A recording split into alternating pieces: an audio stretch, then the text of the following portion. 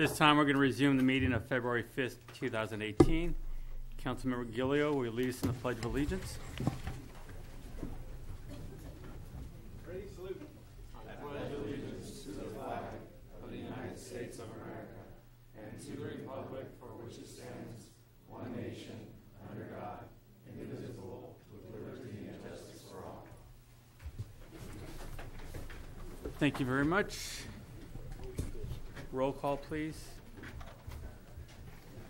Councilmember Gillio? Here.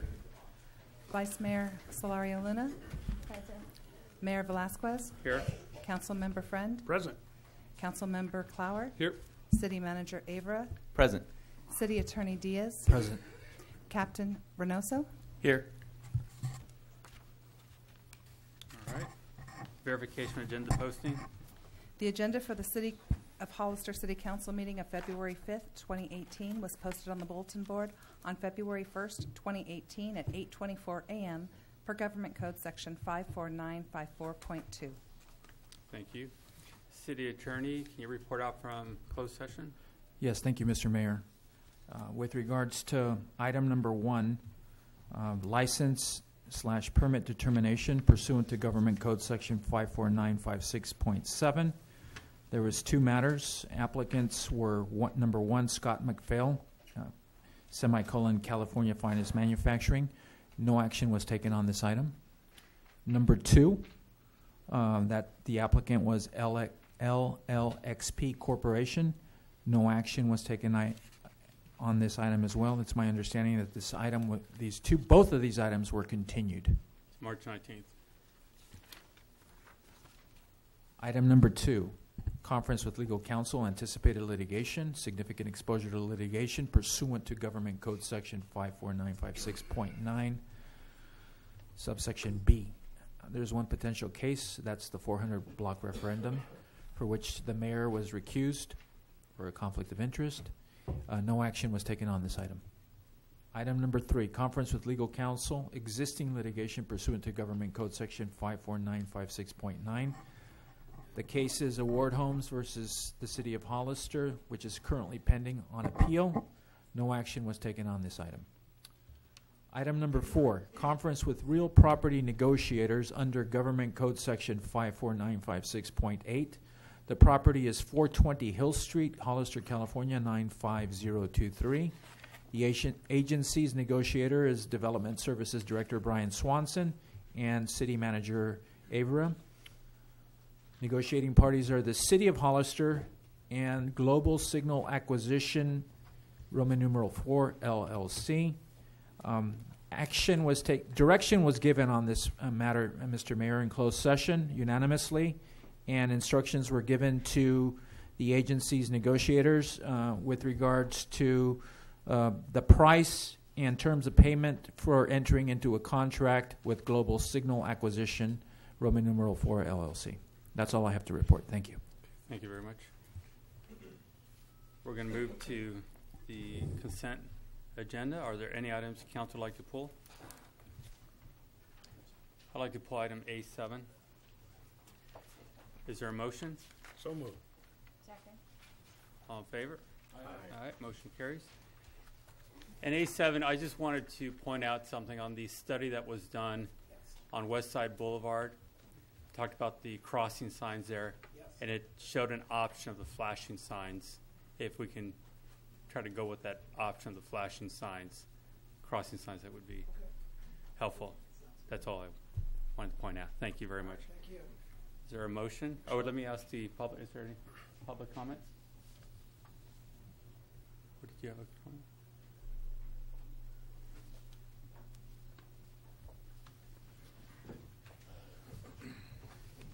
No? No public comment on that? Okay. Is there a motion? So moved. Is there a second? Second. All in favor? All right, motion carries. Let's go through public comment. Okay. All right, we're going to move to public input. This is the time for anyone in the audience to speak on any item not on the agenda within the subject matter jurisdiction of the council. Speaker cards are available in the foyer. and are able to be completed and given to the city clerk before speaking. When the city clerk calls your name, please come to the podium, state your name and city for the record, and speak to the city council. Each speaker will be limited to three minutes with a maximum of 30 minutes per subject. Please note, state law prohibits city council from discussing or taking action on any item not on the agenda. Do we have any speaker cards? Yes, Mr. Mayor. All right. Zavon Casada.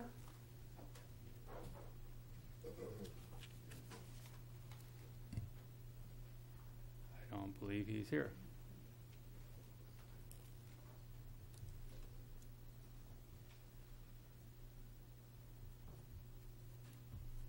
Next speaker. Will Penstrom.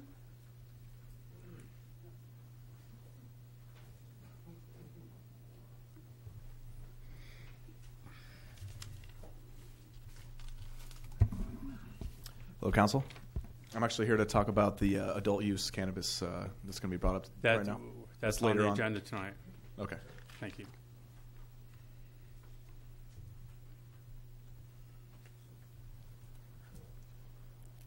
We have no more speakers, Mr. Mayor. All right. Thank you very much.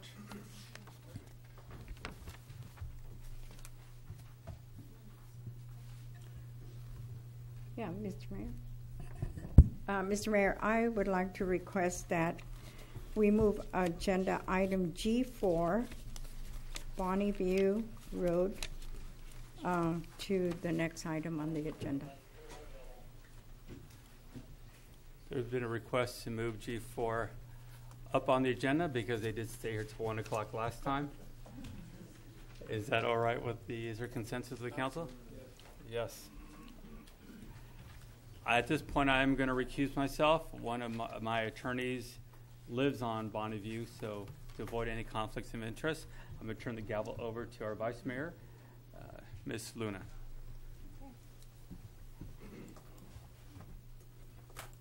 Is this it, Christine?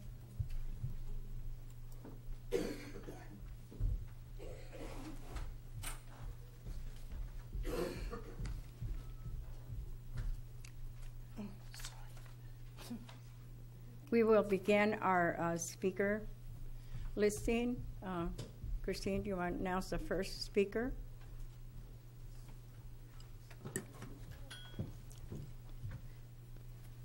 For G4, we have 3 speakers. Janine DiVincenzo, who's at the podium as we speak. Dee Slikas will be up next, and then Ken Dunn. So if you guys want to go ahead and line up over there and get ready for your... If we could get the speakers, behind each other there. And you have 3 minutes. Go ahead. Good evening, City Council, and thank you for giving us this time to present our concerns. I'm Janine Portier DiVincenzo, 1290 Bonnie View Road, Hollister. And it's my first time doing this. Bonnie View Road, incorporated in 1950, San Benito County. Bonnie View Road, street view width.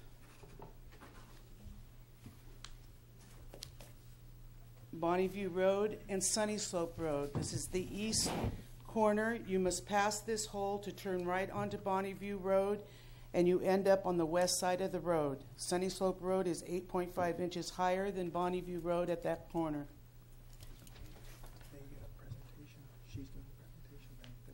I thought we were going to give them 10 minutes. Middle of the road damage. Whoops, what the heck?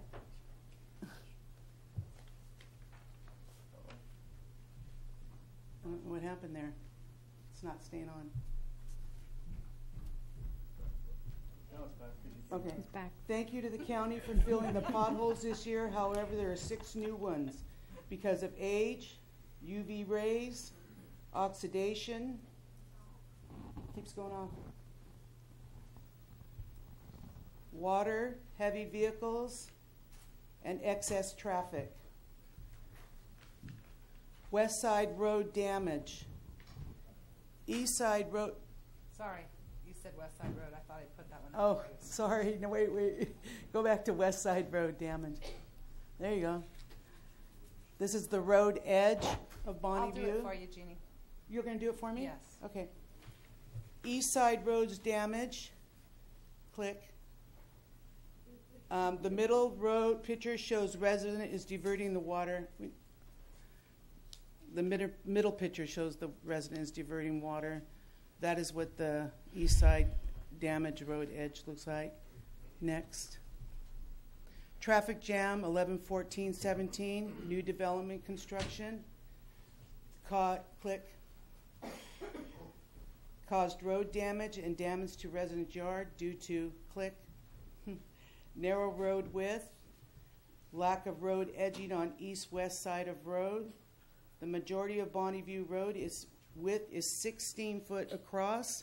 California standard for a 2-lane residential road is 20 to 24 feet. The new development at the end of the road is 38 feet wide, curb to curb. Safety measures proposed. Click.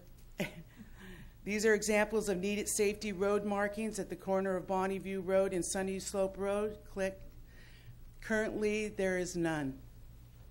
Safety measures proposed. These are examples of needed safety road edging and markings.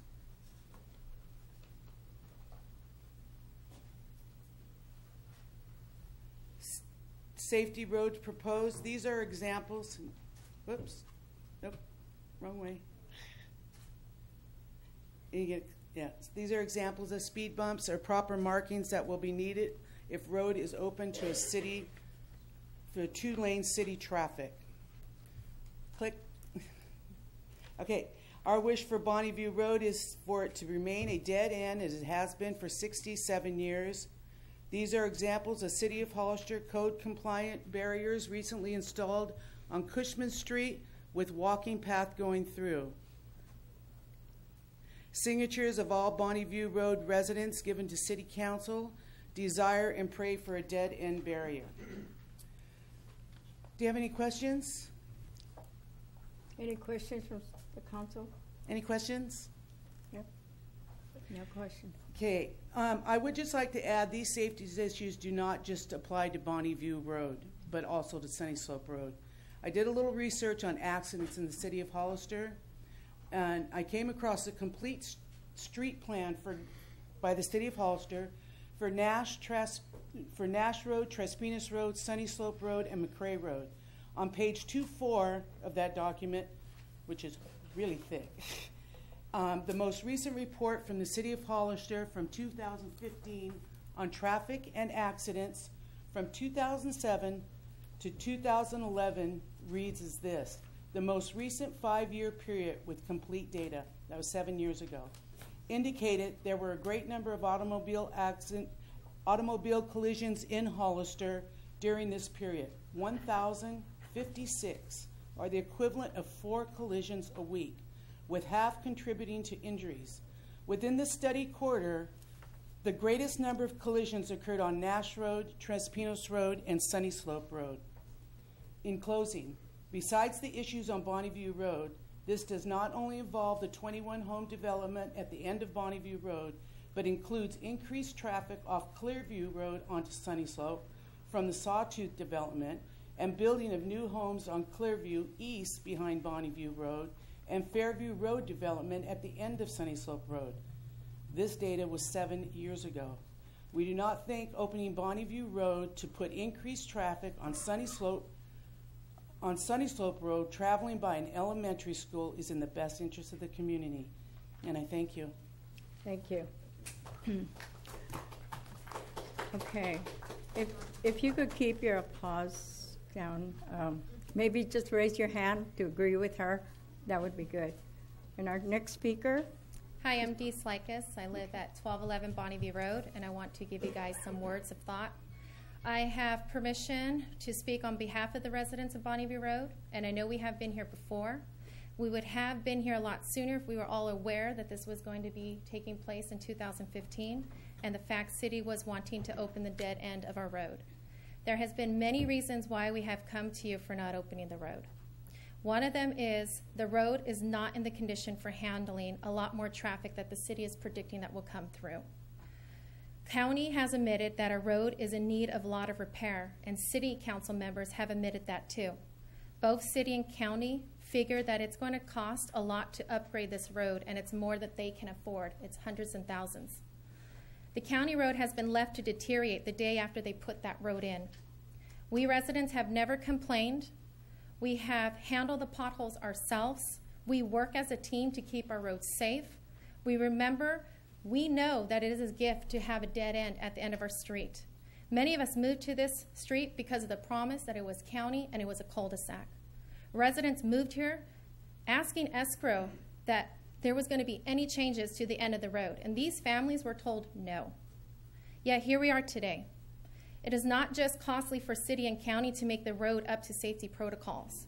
It is also expensive for families and retired seniors to move if they're able to pay that cost. Members of the council, please hear us out. We cannot stress enough that there is only 21 homes that is being planned to be developed. There is 3 other ingresses and egresses that are able to handle the wear and tear of constant flow of the traffic and sidewalks for the citizens to use, where we don't have any. Our road is old. It houses 40 homes with their vehicles parked along the road every night. We don't drive quickly because this road makes people slow down due to the tightness. There has been no accidents. There has been no emergencies. We have managed to make our road safe by working as a team and understanding our road. There is 35 accesses to Sunny Slope already from Memorial to Bonneview Road. We also calculated that there is 21 accesses on Hillcrest from Memorial to Clearview. As you can tell, there is plenty ways around. If you open this road, there's a lot of maintenance that has to be done before you decide to drop down that fence. If it is not safe or considerate to add 200 plus more cars a day. It is not safe or considerate to know the parking arrangements that are now there on this road, which makes it smaller. City will allow a huge flow of traffic to come through. We will have fast drivers come down this road because it is straight, long, and it's narrow. It is not safe or considerate to know that there is children who plays in the street and seniors that walk down this road every single day. And yes, we do have farm animals that are allowed to use this road for their exercises. That is all going to be taken away. City gave us that right. County, excuse me. Who is to blame when that fast driver comes down and a child or an elder is going to be hit? Who is to blame when a farmer has his goats out feeding on a neighbor's lawn is hit? Who is to blame when that road is deteriorating and now it's going to need to be resurfaced? But we want to think and we want to know, who do we thank when the development is finished and our road is left closed? Who do we thank when we feel we were heard today, respected, and left as a county road and its dead end? Who do we thank for allowing our quality of life as we bought it when we decided to move onto Bonneview Road? Who do we thank for allowing our local farmers to continue with pride and joy on the road they purchased for their animals to be? Who do we thank for keeping our children and seniors safe on a road we bought into that has chosen and was chosen to be that way by county and city a long time ago? I just want to say I hope it will continue to be that way and hope it will be you. Thank you. Thank you. We have allocated a total of, 10 minutes, and now we are up to 20 seconds. But I can be fast. Yeah, come up. Yeah. I'm not going to stop you, but if you go over 2 minutes, we will. All right, go ahead. Please go ahead. I got lucky again. The ladies covered it all. I'm thinking that it boils down to something pretty simple here. That if the road is to be opened, it's going to have to be strengthened. It's got to be completely repaved. I've talked with a couple of construction people, and they say that it just putting some new tar over the top of it is not going to work, because it's too old. Its cracks are too deep. It's just too worn out, and it'll cost over $300,000 to do this. And this is from 2 different construction companies that do this all the time. In fact, I think they both have worked in Hollister before, so they're familiar. And I'm just thinking if it has to be, if the traffic has to go through there, it just makes sense to me that the road has to be fixed before that. It'll get destroyed really quick. I've seen the cement trucks coming down our street lately, and I believe they were told to not do that, but I think they're pretty heavy when they're full of cement, and heavy even when they're not. But when through traffic starts running through there, it's going to be much harder to repair it. And it's going to have to be repaired. It just seems to me, before you open it up and let through traffic through, make it strong enough to handle that, so we don't have to come back later when it's in an even worse shape, a lot harder to fix, and you're going to have to block off the traffic at that point, making it a lot more complicated. So I'm thinking, knowing all that, and we've been working on this for months now, and I think it does boil down to pretty much that. We either have to repave it completely, make it a new road, or until that time comes, we should keep it the way that it is, because it's lasted a heck of a long time the way that it is. The way we use it, it'll last a lot longer, at least long enough to save up enough money to fix it right. But it seems that the money isn't there at the moment. So it looks like to me that the responsible thing to do is keep it as is until we can change it properly. I think. How sounds that? Thank you. Thank you. Is there anything that I didn't do, because I can do it quick? No, you're right. What's the soonest that we can find out how you folks feel about this, so that we can rest knowing that somebody's made a decision here? Well, I think we have to make a decision Well, tonight. we're going to bring it back to City Council, and anybody here can make a comment. So, any comments from the City Council? Go away, they're saying. All right. Any comments from the City Council at this time? Go ahead. Yeah, I'll go first. I've been pretty clear about my position on this over the last few months. It's crystal clear in the general plan of both the city and the county that interconnectivity is very important and it's to be strived for.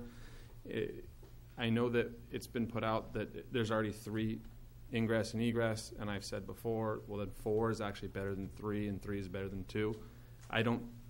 It doesn't make any sense to put up a gate. It doesn't make any sense to leave it a dead end when you have another opportunity for traffic to get where it needs to go. These already exist in the county where it meets the city, and at least in my point of view, it's almost always a bad situation for the public at large. It may be good for a few people who live near these instances where you have a barricade. There's one on Los Altos, there's one on Highland, but for the public in general and traffic flow, it doesn't make any sense. The Cushman example is not the same as this, because Cushman has 2 ways out on Eastview. You can go out either direction. That's where I stand. I can get behind doing some of the other things that are put forward, like marking the roads. I don't like speed bumps, but if that's something that everybody else wants to do, I could probably get behind that. It's still in the county, so you'd have to figure that out. But I can't support a gate. It doesn't make any sense when it's a public road, whether it's city or county. It's still a public road. So that's where I'm at. Thank you, Councilman Clower. Any other comments? Councilman Friend? I don't think I agree with Carson. I don't think it's necessary to add traffic to Sunny Slope. I think where the school is and the unimprovements that have been done because of developments that had gone on that we didn't know about until we heard about them, Sunny Slope needs to be repaired. And to add, was there 21 more homes on it? That's what, 50 cars traveling on it a day? I don't think that's necessary. I don't see any benefit to doing anything with that except for leaving it like it is until the county fixes that road. Then maybe it's time to talk about it. But we're taking this on. We build a gate at $68,000. If we take this road and decide to cut it through, it's going to cost us $500,000 to fix that road, because you can't leave it like it is. It's way below standards for the city. Maybe the county standards are a lot less. I just think we ought to leave it like it is until the county fixes the road and everybody is happy with what they've done, then we open up the road. I just don't see we just don't need to add to the traffic to Sunny Slope. That's how I feel. Thank you, Councilman Friend. Councilman Gilio. Thank you, Madam Vice Mayor. I initially, I got to tell you, I agreed with Carson. I met with the city manager. It's very clear. The law is very clear. The general plan, the county's general plan, circulation. However, I have since met with, talked with, been out to your street on many occasions, dealing with not only construction complaints but also assessing the situation at the end of the road, how it ties in. And you guys on Bonneview, has anybody here by show of hands been here since Bonneview, the first house was built on Bonneview?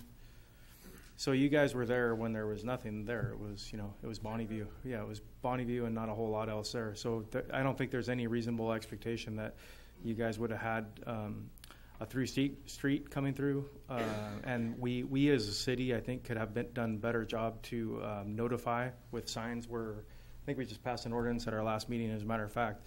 Proposed developments will have signs at the dead end white barriers, and there'll be a clear indication that there's going to be subdivisions coming up in the future. I also know that we did notice, I got an email from Ms. DiVincenzo, maybe, that some folks did receive notice out there within the 300 feet, but not everybody received notice. Is that accurate? It was you, I'm sorry. So there was some notice given. So I don't think that necessarily it was a notice problem. I just think that this is a tough design. Now, it's very hard for a city council person. I don't believe that we should go on doing what previous city councils have done in the past, right? Because there's got to be some finality to everything. With that being said, I would support some sort of at least temporary blockage till we can figure out how to get the street fixed. And again, it's a county street, so that's not something that the city's going to be able to fix unless you guys are all annexed into the city, and I'm sure you don't want that, and I'm sure the city doesn't want that, to be frank with you. I don't think that's something that either side wants. So I'm not sure how realistic it is for the county to invest.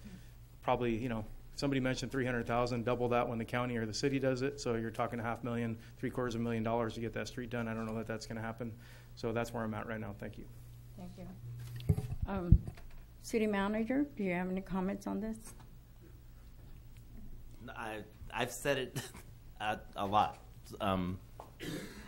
I think, again, if policies are going to be changing and we need public input to change circulation patterns, et cetera, and general plans and our zoning ordinance, and et cetera, then we have an opportunity to do that coming up. But with that being said, as Councilman Clower has said, and I think as Councilman Gilio said, is that circulation is important.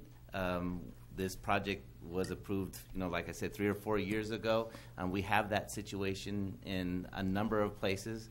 I'm just not sure, theoretically how it works. If to have, being for delivery trucks. I mean, for everything, for Waze and Googles and just ways of getting around places. If you have I think we're causing a bigger public safety concern if you have a temporary fence or any sort of a barricade or fence sitting in the middle of a road. If you've been out there, you'll know that we have a brand new city street that's there, and it goes into an existing county road. It's literally no different than El Toro, El Cerro. There's a few of them that are out there that are already in a very similar situation. And we understand that, the county roads have a level of maintenance, and the city roads has a level of maintenance, and neither one of them are all that great, to be honest with you, but we certainly try. But I don't think necessarily putting a temporary fence or any fence in the middle of a street is really a good idea. Okay. All right. Thank you. Thank you for the comment. Personally, I know that December 18th, we spent a long time here till about 1:30, and I was just glad that all of you stayed and spoke. On the agenda today, it is just to receive a request and to allow the residents of Bonneview Road to come forward and speak, and you've given the opportunity. We are not here to make any decision tonight or on anything. Besides, it is a county road, and I really believe that the county needs to step up and help you, because after all, yeah, I see, on your video or in your presentation, the needs on that road. I personally went out there 2 days after you were here, and I went around to get in through to El Cerro, through Hillcrest, and it's a nice area, very nice streets over there, but of course, that's city, and we have to take care of that. So I want to thank you for being here again tonight.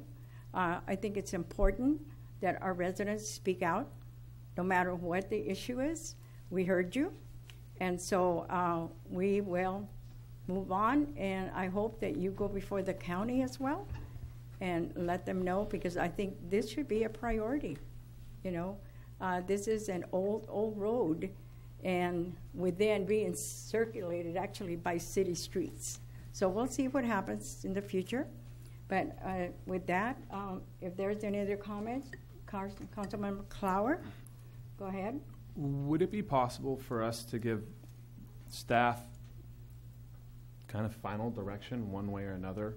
That way they know what's going to happen. I know everybody knows where I'm at, so it's really not my position. So we have maybe one or two people who are for it, one or two people we don't know. I think it would be nice if one of you guys not necessarily made a motion, but tried to get some consensus, because I'm on the outside looking in on this thing. So, is a motion appropriate, City Manager? A motion would not be appropriate for this matter, but direction given is appropriate. I would like to move that we give direction to the staff to leave Bonnieview as is until the county rebuilds it, and we'll talk. I believe that would be consensus. No, under direction. So it's a direction is just this.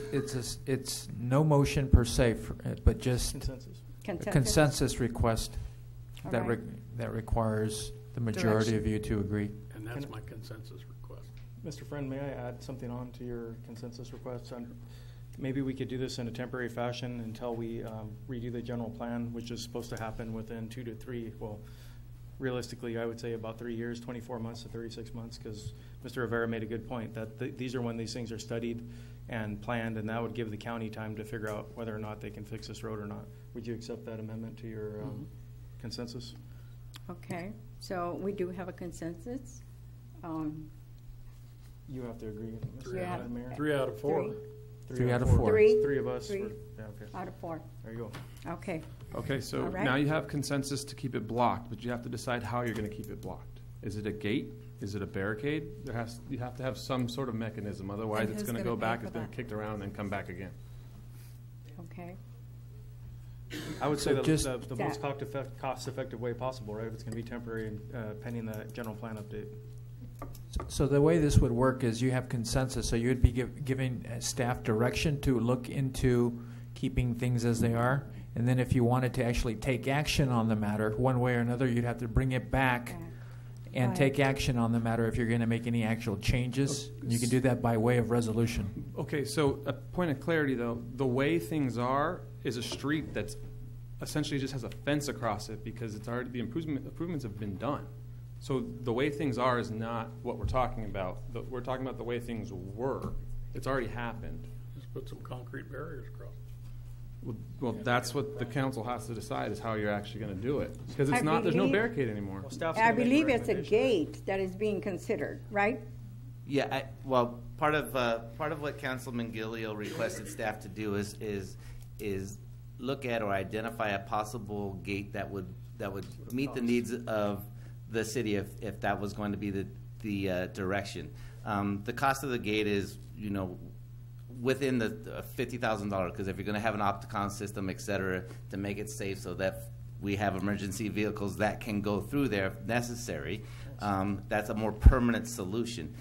I think then that the question comes is who's going to pay for that?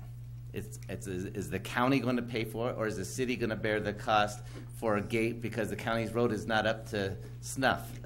And beyond that, there's probably some sort of traffic engineering that has to be done, because if I'm driving down Bonnieview at night, I'm not going to expect that there's a gate in the middle of a public road. So it's not just putting up a gate or a barricade. There has to be signage. There's a lot more to it. Signage. Right. That's how it's been for 50 years. My concern was public safety. The public safety. If there's a gate, Okay, what happens to a fire engine ambulance going in there? You know, that's something that needs to be really and that's considered. what we said. If there's going to be a gate, then we need an Opticom system that allows us to open that gate way before we get to the gate. Right. Mr. City Manager, do we have any other gates with Opticon systems installed in them in the city? No, but all of our traffic signals are. Yeah, I know, traffic signals, I'm asking gates. But no gates. We have very few gated communities. So. Okay. And Opticom obviously is a relatively newer technology. Thanks. So basically, the directive would be, we need to find the cost, to see what it will cost, and ways of actually putting up a gate, and somebody said a wall. I mentioned it. I think Mr. Friend also was a temporary barrier. Instead of spending $53,000 to leave it as is until we can get the general plan updated and get some responses from the county. I really think you should take your presentation to the county immediately, show them the condition of your road, because that's their responsibility. It really is, frankly. So would that be sufficient? Can I ask a resident real quick, just a question? So Yes, is go ahead. is there a temporary cyclone fence going across the street right now? It was just always a dead end until the city started that development. Yeah, but it was a dead end and a field. So there's nothing right now except cones, and there was a cyclone fence, but the cement trucks have been going in and out there, breaking up our road even more. And so now there's just cones there. I mean, just a wooden street barrier with reflectors on it would be great until you guys go over the city plan would work. It's been a dead end for 67 years. The signs are there at the front of the road, and not a through road. Sorry for talking to the gallery. That's okay. Yeah, but I really believe that even if you have a directive to look into it, maybe the possibility also was to include a couple of the residents of Bonnie View. Did you know what she was just informing us of was it a gate, you said? It wasn't a gate? No, just a cyclone fence from Kind the of development. cyclone fence. So not speaking on behalf of the city attorney, because he'll kick me in a second. The consensus is that you want staff to look at an inexpensive alternative to putting up a temporary barricade on the city-county line at the city's expense. We want to know the costs. Well, I mean, the costs start the second you tell me to do it, because there's staff time that's going to be associated with going through that. If that's the consensus, then I'm absolutely okay with doing that. And currently, they have provided the $53,000 cost for what the work they've already done is on the staff report before you. Okay. That's a proposed gate with the Opticon system. That's Correct. proposed gate. Maybe we can get an answer from, and if council has a consensus to spend staff time on this, maybe we can get a consensus from the traffic engineer. Is it legal to put up a K-rail? Is it legal to put up a wood barricade with white temporary that we spend, $2,000 on or $1,200 on? And maybe that's something that we can stomach spending city funds on, and maybe it's not. Maybe it's something the residents are willing to pay for. I don't know, but Okay. I would say those are a couple good options. Okay. Just thoughts. I just want to get my parameters. Oh, yeah. Right, okay, Thanks. all right. Any other comment? We'll move on the agenda. Thank you for being here, and thank you for coming, and your comments are well taken. Thank you. You can- I'm going to take 5 minutes and let it clear off. You want to take? We're back. You want to take 5 minutes? We're back to. You want to take 5 minutes? Go back to public hearings. E1. Take it off. E1. And the city manager report together. E1. All right. Can we take 5 minutes? And let We'll it take clear? 5? All right, we'll take 5.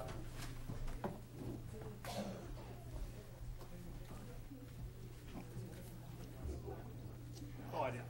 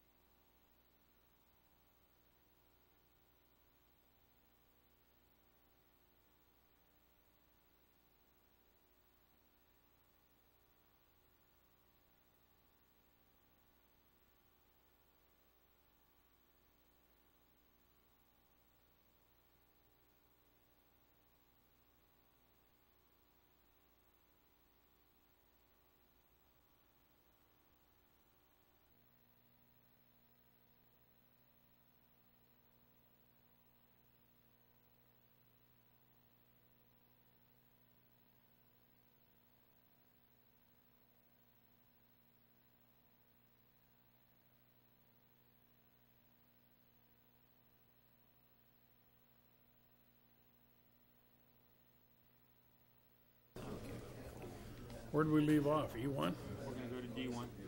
Jim, it wasn't the first time. The hotel was the first time.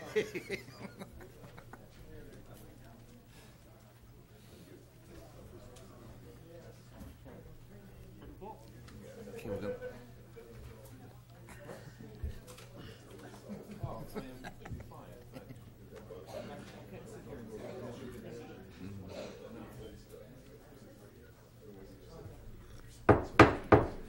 All right, everyone, we're going to resume the meeting at this time. We'll move to item D1. I have City nothing to Manager's report this evening. Okay, we're going to move to item E1. This is the item that was on closed session, and there was a motion to move that to March 19th. So moved. Be a motion to move to March 19th. Is there a second? Second. Motion second. All in favor? Aye. I wanted it to be known we were accusing, but it didn't really make sense to You walk out of the room recused. for that. Okay. Same here. Myself, I'll speak for myself. That would be as council member Friend, Vice Mayor Luna, and myself on that item. Motion carries. Move to item 2. That was the same So conversation. Move that, continue that to the March 19th meeting. Second. Motion is second. All in favor? Aye. Aye. Motion carries. That would be all 5 council members.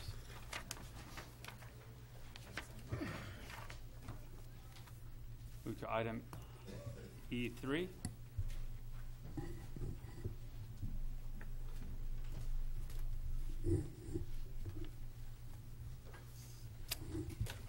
Good evening, Mayor and members of the City Council. The item before you tonight is Ordinance 1149. It's an ordinance of the City of Hollister amending Chapter 5.42, Cannabis Facilities Regulatory Permit, to Title 5, Business Licenses and Regulations of the Hollister Municipal Code and Administrative Procedure for the issuance of cannabis facilities regulatory permits and regulations for the operation of cannabis facilities and medical facilities dispensaries. Briefly, Ordinance 1131 and 1131A, which govern medical cannabis operations and facilities within the city limits. In November of 2016, the voters of California approved Proposition 64, which legalized the adult use of medical cannabis in California. The regulation in which the state is now operating under is known as Medical Adult Use Cannabis Regulation and Safety Act. The city adopted a temporary urgency ordinance on December 18th of 2017 that prohibited any adult use cannabis facilities and ratified non-medical personal use of cultivation. Staff is proposing, but not limiting, to the following summarized changes to the City of Hollister ordinance. The first change is compliance with the state of California for non-medical personal use of cultivation. Number 2 is no outdoor cultivation permitted. Number 3, adult use cultivation, manufacturing, testing, and distribution permitted only within the zoning districts currently approved for medical facilities. Retail sales for adult use are prohibited throughout the city, including permitted medical dispensaries. Number 5, all adult use cultivation and manufactured cannabis goods and products are for the sale and export between licensees and licensed premised only. Packaging of all cannabis products shall be in compliance with California's Public Health Department, and all products shall clearly be identified with an A for adult use and M for medical. California residency requirement has also been removed to be consistent with the state of California. Staff recommends that the City Council open a public hearing, receive all written and oral testimony, read by title only, waive full reading, and introduce the amended Cannabis Facilities Regulatory Permit Ordinance. Okay, is there any questions from council? This time we'll open it to public hearing. Do we have any speakers? Yes, Mr. Mayor?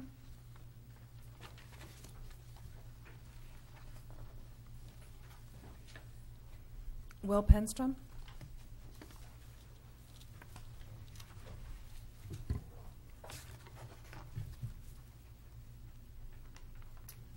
Thank you, Council, for hearing us today. I really appreciate you guys taking the time to listen to our. What was your last name again? Penstrom. Penstrom. So my name is Will Penstrom. I am speaking on behalf of AgriPharma as well as the other supply chain operators here in Hollister.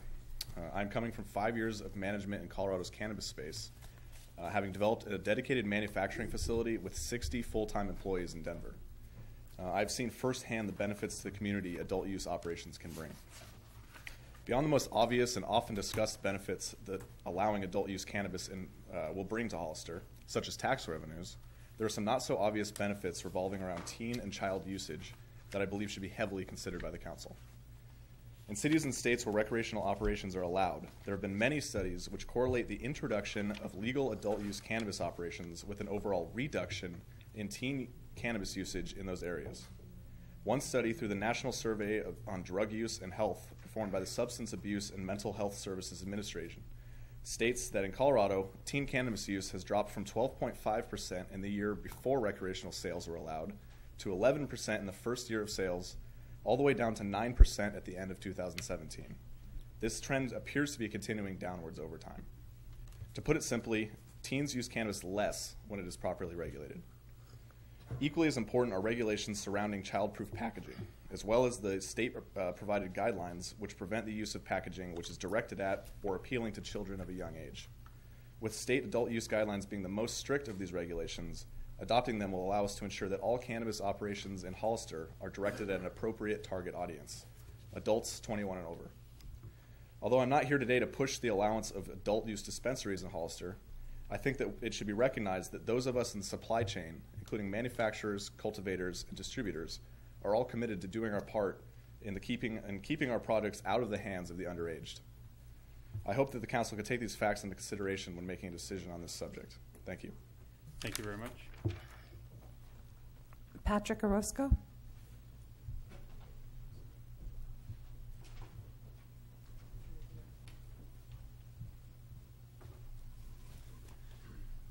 Good evening, Mayor Velasquez and members of the council. My name is Patrick Orozco.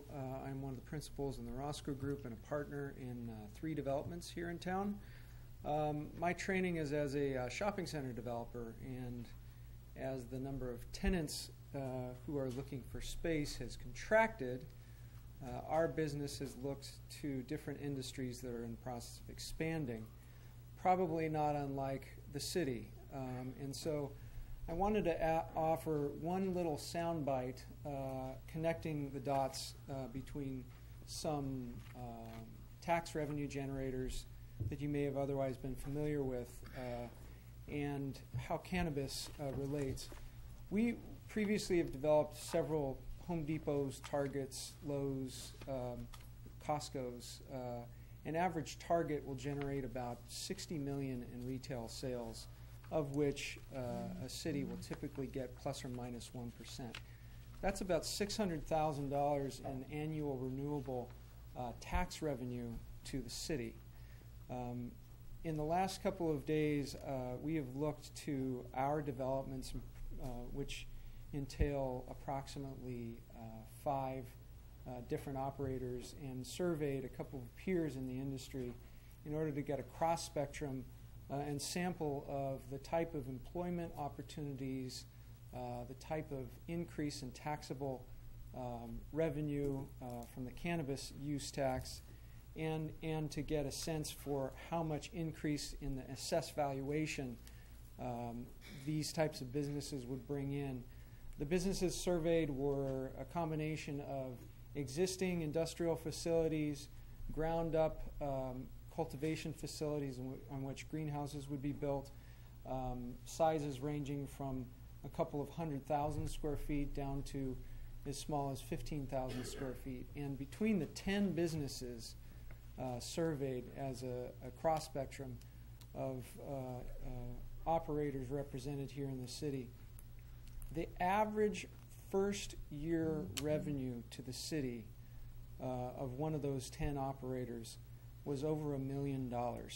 And that is a combination of the increase in the tax revenue from property taxes and from the cannabis use tax.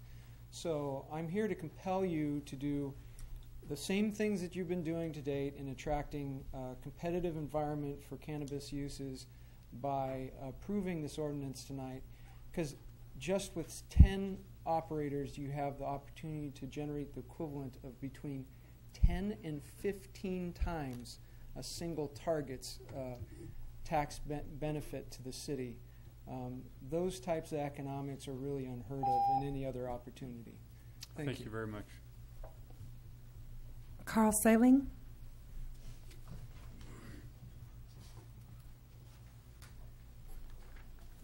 What was the last name? Sorry. Sailing, S-A-L-I-N-G. Hi, Mayor and City Council members. Thank you for allowing us to speak tonight. My name is Carl Sailing, and I'm with Hollister Holistics.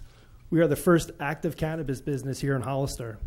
And I wanted to thank the City Council, the Building and Planning Departments, Fire, and Police for the outstanding job that they've been doing navigating through this complicated task. Over the last year, since creating the Hollister regulations, state regulations have changed, creating a situation where most of the cannabis sales and dispensaries will be from adult use and not medical.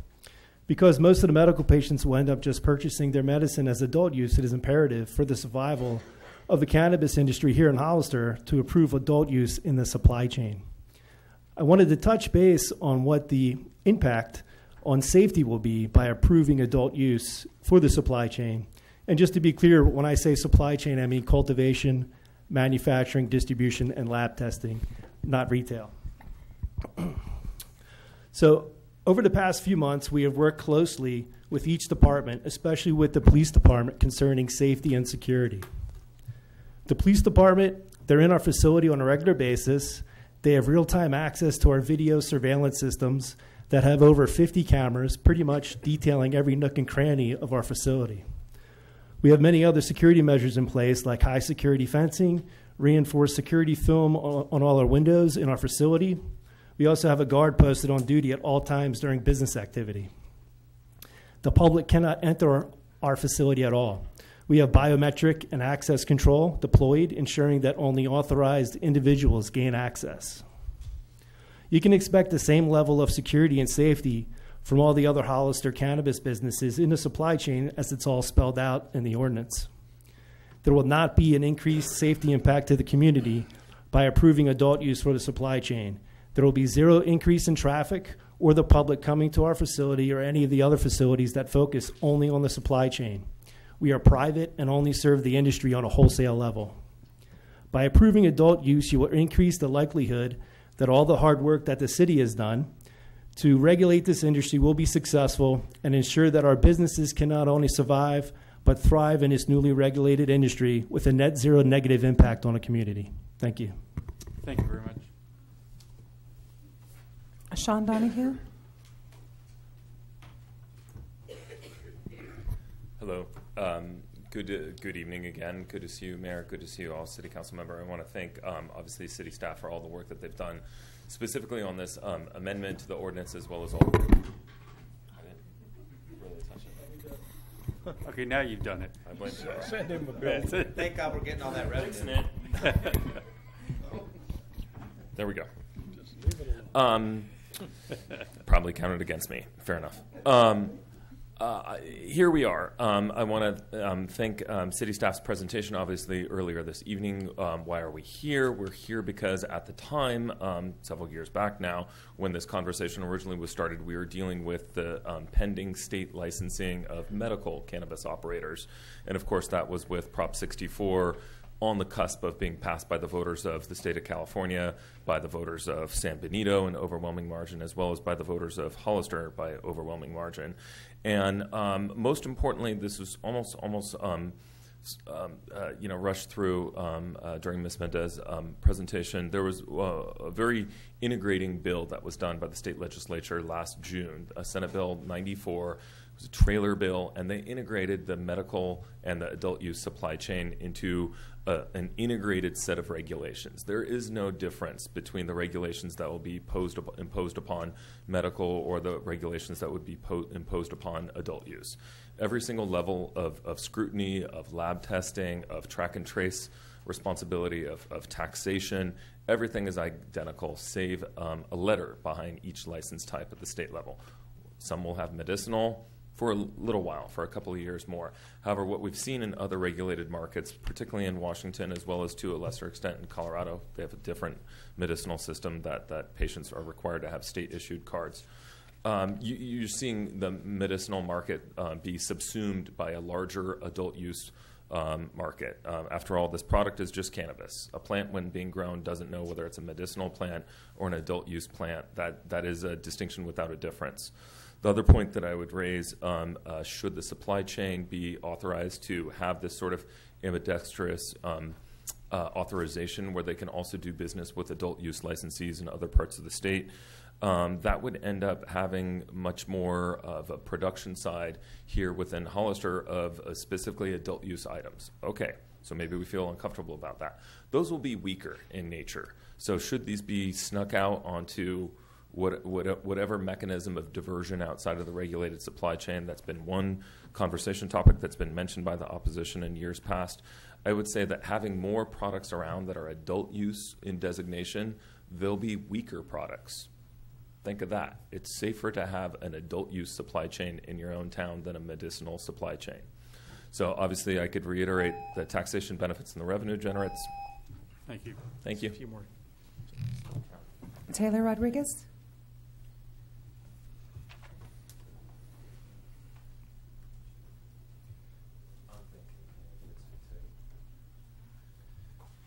Honorable Mayor, council members, thank you for taking the time to hear us on this ordinance. As you may know, I was an applicant for a Haven dispensary here in town. The proposed amendments to this ordinance don't include adult use for retail, yet I am still a firm supporter of the amendments to this ordinance. It's really important for adult use to be included for Hollister's industry to move forward. And I just wanted to let you know that I am a supporter of the ordinance, and thank you very much for your time again. Thank you. Gary Coates.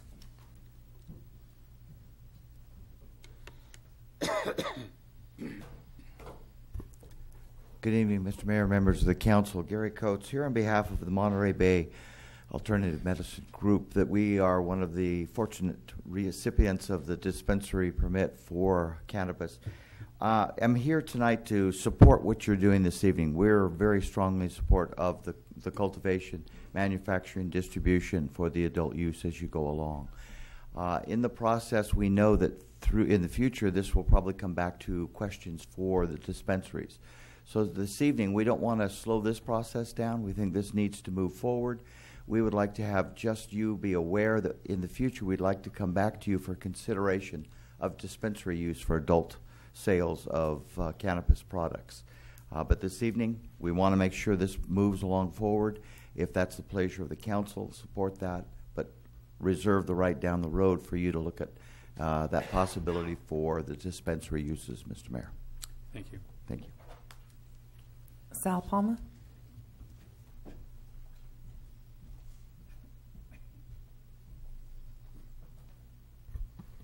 Good evening, Mr. Mayor, members of the council.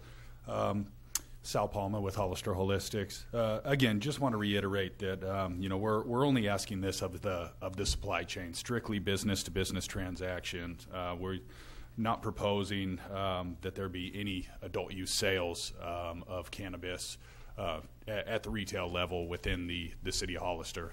Like Mr. Donahoe said, since this ordinance was passed originally in the end of 2016, the state's made a lot of changes, both to Prop 64 and the medical cannabis regulations and merging them together.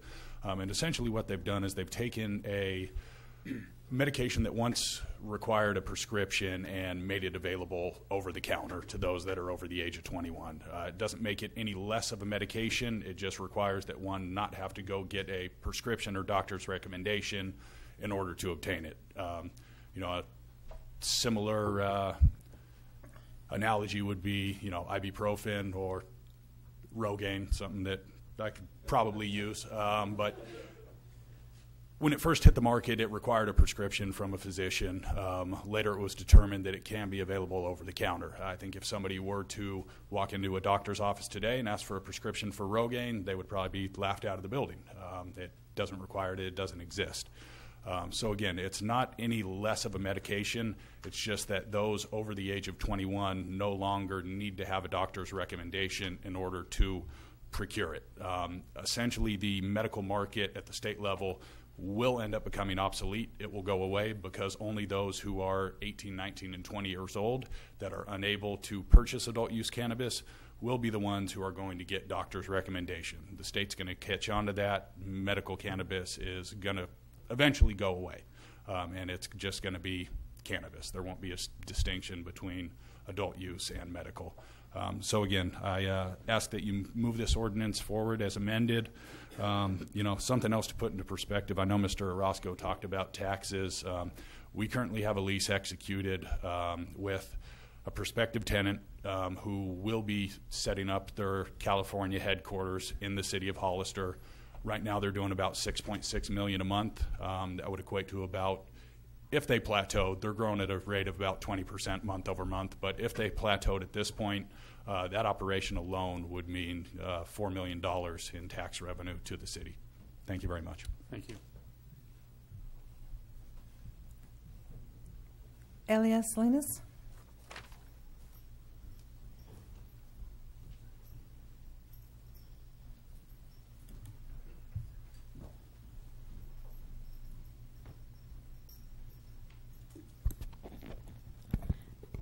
Good evening, Mayor and Council members.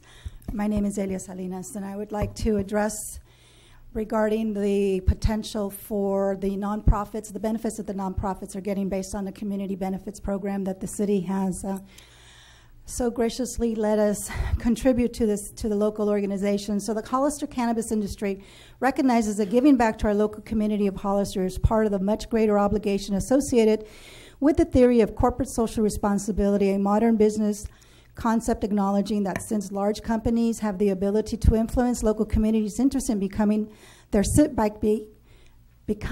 civic duty to provide resources to members in the community in which they operate.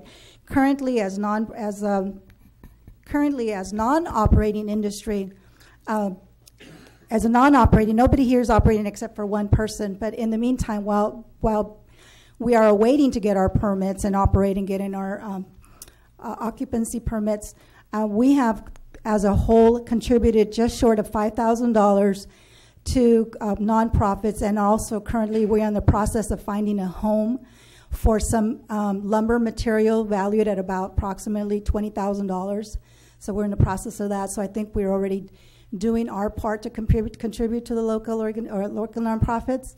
Our industry has the potential of contributing well over $1 million to local nonprofits, which I hope will be awarded on a scholarship program. Instead of saying I designate to A, B, and C, I would like to see it where we can contribute as a whole and have all 156 nonprofits that are available here in San Benito and the city of Hollister, so that we can have a scholarship program. They would be able to apply, and maybe they only need $500 or somebody needs $5,000.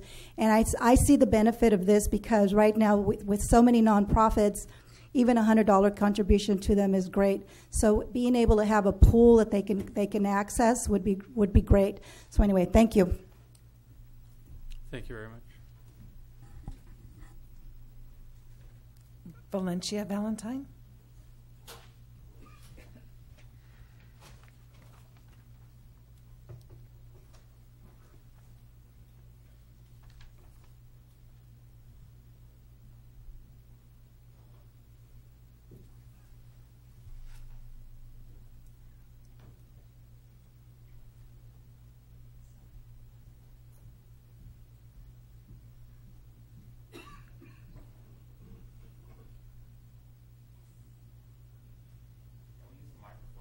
Absolutely.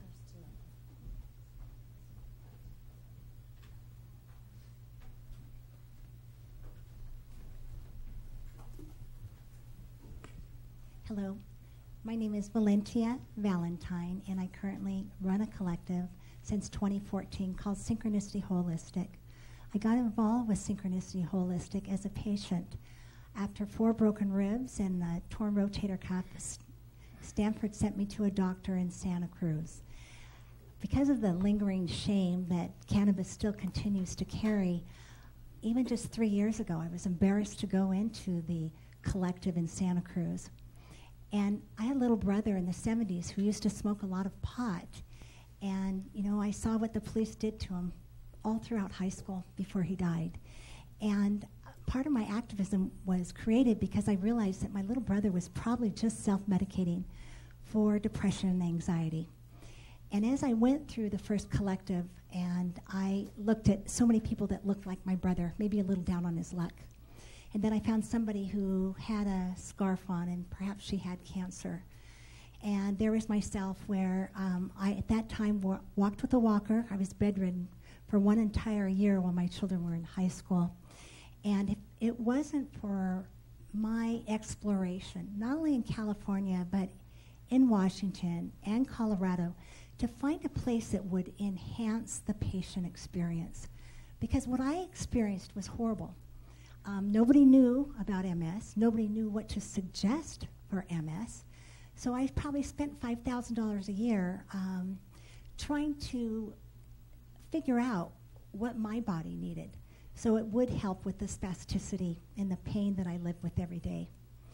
With that being said, I decided that it would be my responsibility. I had the time and the resources to create my own collective. In 2014, I was licensed with the state of California to do that.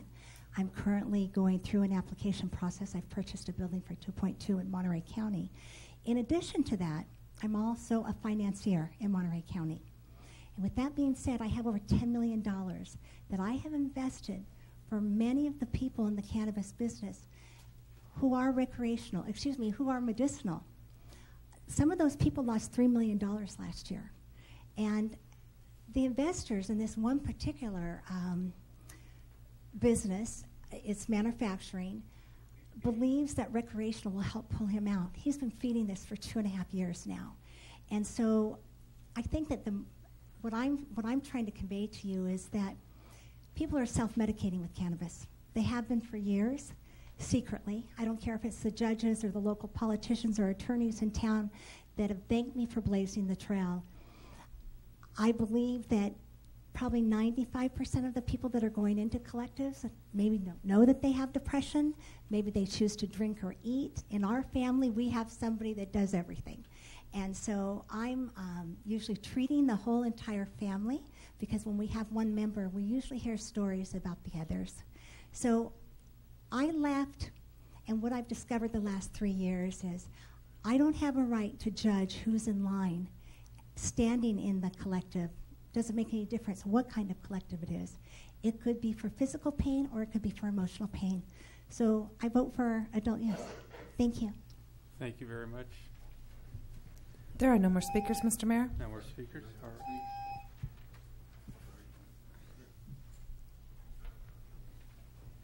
Yes, please come up.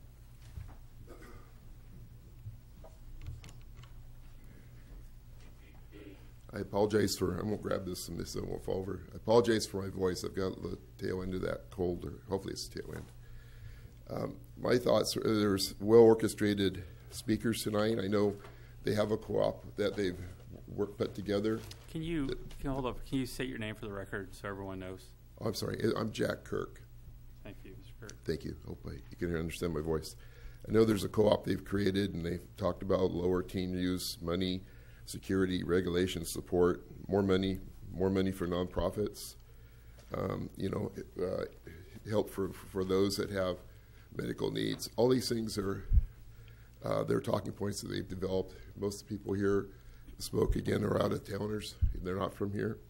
But I guess I would like to go back to the fact that, we started this last, 2016.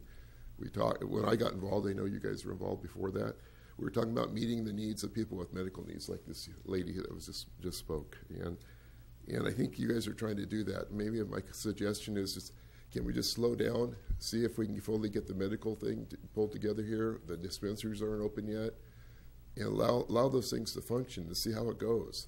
And let the greater community absorb that before you move on to the adult use or recreational marijuana, whatever you want to call it.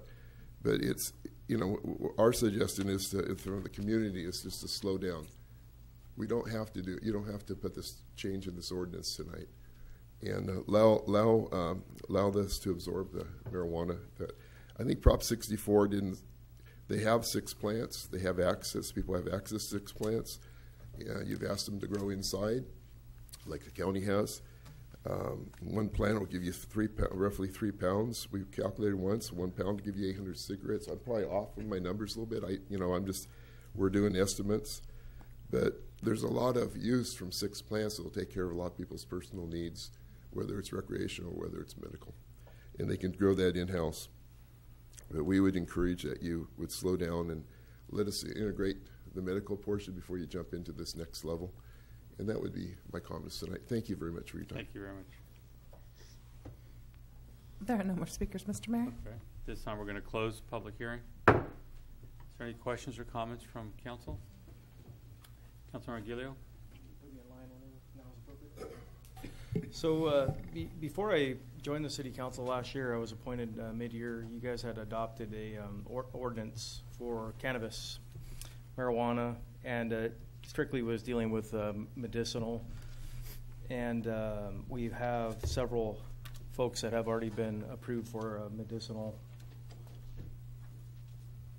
dispensaries. I believe there's 2 that are under appeal, and we also have cultivation, manufacturing, testing, and delivery, I believe, are all the categories. Sound about right?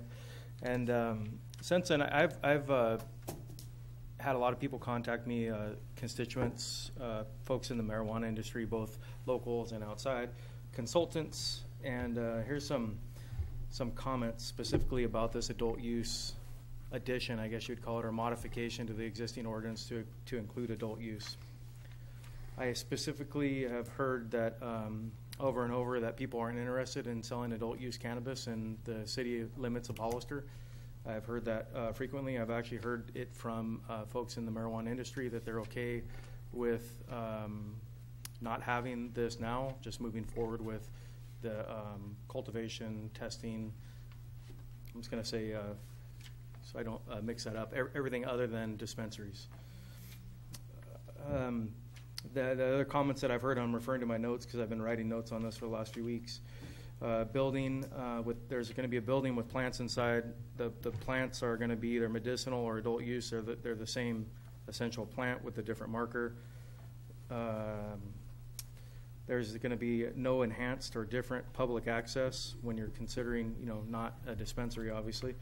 I would say there would be a lot more public access for adult use dispensaries if we move forward with that. But as far as all the other categories, there will be no enhanced or increased adult access. There will be no on-site sales. It would be transported to a dispensary or another facility outside of the city limits. That would, have to be licensed as well. And of course, we have the ordinance that was adopted has strong smell, water, chemical, all these different management policies in place so that they aren't impacting folks in the commercial areas around our city. The city is very densely zoned, has a very specific zoning, and it's a little bit clearer than outside of the city limits. So we have many existing pending within the city limits. And I'm sorry, these are still comments. Seem like I'm a little disjointed here. And the folks that I'm speaking with feel that we should consider everything except for the dispensary option. And at this time, I don't support in any way, shape, or form selling adult use marijuana within the city of Hollister, to be clear, for any dispensaries without a prescription or recommendation from a doctor.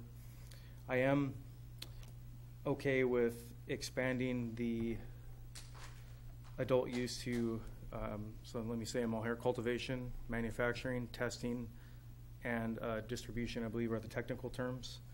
And that's where I'm at tonight. And then the last final note I'd like to make is I don't believe that any of these dispensaries, or the other categories are going to infringe on any prime ag land within the city limits. And if we have any left within the city limits, I'd have to ask the city manager if we have any prime ag land left in the city limits. I'm not certain if we do. That's something that I think we need to be cognizant of and careful of, and again, indoor only. I don't think anything's going to change, right, from medicinal to adult use. Same idea. Thank you, Mr. Mayor. Thank you. Any other comments, questions, Council? I'd personally like to kind of recap that we've been down a long path here, all of us, a couple of years. I do think one of the mistakes we made while we were drafting this is not acknowledging the recreational part. I know I brought that up many times about what the real intent was, but none of us could understand what was going to pass or not pass. We learned a lot through these conversations, these meetings we had with the public. I think there's still a lot of time left, a lot of meetings before we go to a recreational dispensary. Not afraid to have those meetings. But we need to start with what we promised the public first. I don't have much of an issue as far as where the industry's gone. I understand the cultivators, manufacturers have to be able to compete in the market. Pleased to hear the story about the cameras and the police watching over and making sure we're doing a good job on what we've done. But we do need to take this step by step, not get ahead of ourselves. I think the one thing I learned through this whole process was any community that got ahead of themselves found themselves in trouble pretty quick. We put together a good ordinance here. I'm willing to be involved in tweaking it a bit, but I think the discussion about a recreational dispensaries, we're not there yet. I just want all of you to understand that, my position, why. I think it's a time that we're going to spend with the public to have those discussions and really see what's going on throughout the state. I hear examples from Colorado, I hear examples from Washington, but I also hear the negatives out there too. And we don't know what's really going to happen here in California. So I appreciate you all taking the time coming out. Is there anybody else? All right, is there a motion? I'd like to make a motion that we read by title only and introduce the amended cannabis facilities regulation permit ordinance. Ordinance 1131, 1131A? Yes. All right, there's It'd be actually ordinance 1149. 1149. Sorry. All right, there's a motion. Is there a What it second? says on here. Motion second, all in favor? Aye. Aye. Aye. Against? Can we just confirm that that is no dispensaries, correct? Correct. I can't find the ordinance in my notes here. It's not. Thank you. Change does not include dispensaries. Thank you. Yes. Thank you very much. We'll move to item I'm sorry, so that carried unanimously? 5. Oh, Thank yes. you. We'll move to 5.1. City Manager. F1? F1. 5.1, F1. We still got 4 Last hours to time I was go. getting them all backwards too, right? We still got 4 hours to go. Yeah. Good evening I'm breaking again. out quick. This resolution is for the approval of a cannabis use permit for High Sierra Analytics to operate a testing laboratory at 1851 Airway Drive. If you remember correctly, we brought before you a few other uses or licenses at this location. This one is for a testing laboratory for cannabis.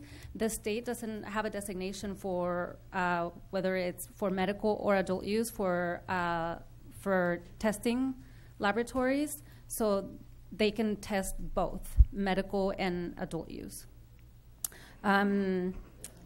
The property or the building is located in the Airport Support Zoning District. It is at 1851 Airway Drive. And additionally, a licensed laboratory cannot hold any other license in the industry, so it has to be strictly a testing laboratory. High Sierra Analytics does not hold any other license type at this time, neither would be granted one. With that, staff recommends that the City of Hollister, the City Council accept accept the staff report and approve resolution 2018-24. If there aren't any questions for staff. Thank you. Are there any questions from council? Do we have Vice Mayor Luna? Would this be the second laboratory? It would be our first one. The first one had other licenses that were approved for it, so it's currently under review for them to change their application or have somebody else, another applicant, take over that. So this would be our first one. So do you know how many other laboratories are in the Tri-County area, possibly? I want to say this is our first one. Sorry, there is a second one that is going in undeveloped piece of land, but it is not, it hasn't come before you for approval yet. How about in Monterey and Santa Cruz County? Sorry. Santa Cruz? There's one in Santa Cruz. There's one in Santa Cruz. Thank you. So the usage, so possibly a lot of, of the cannabis business would come to Hollister, you think? I would agree with that. Yeah. Okay, thank you. Okay. Do we have any speaker cards? Yes, Mr. Mayor. Sean Donahue. You can put a card in.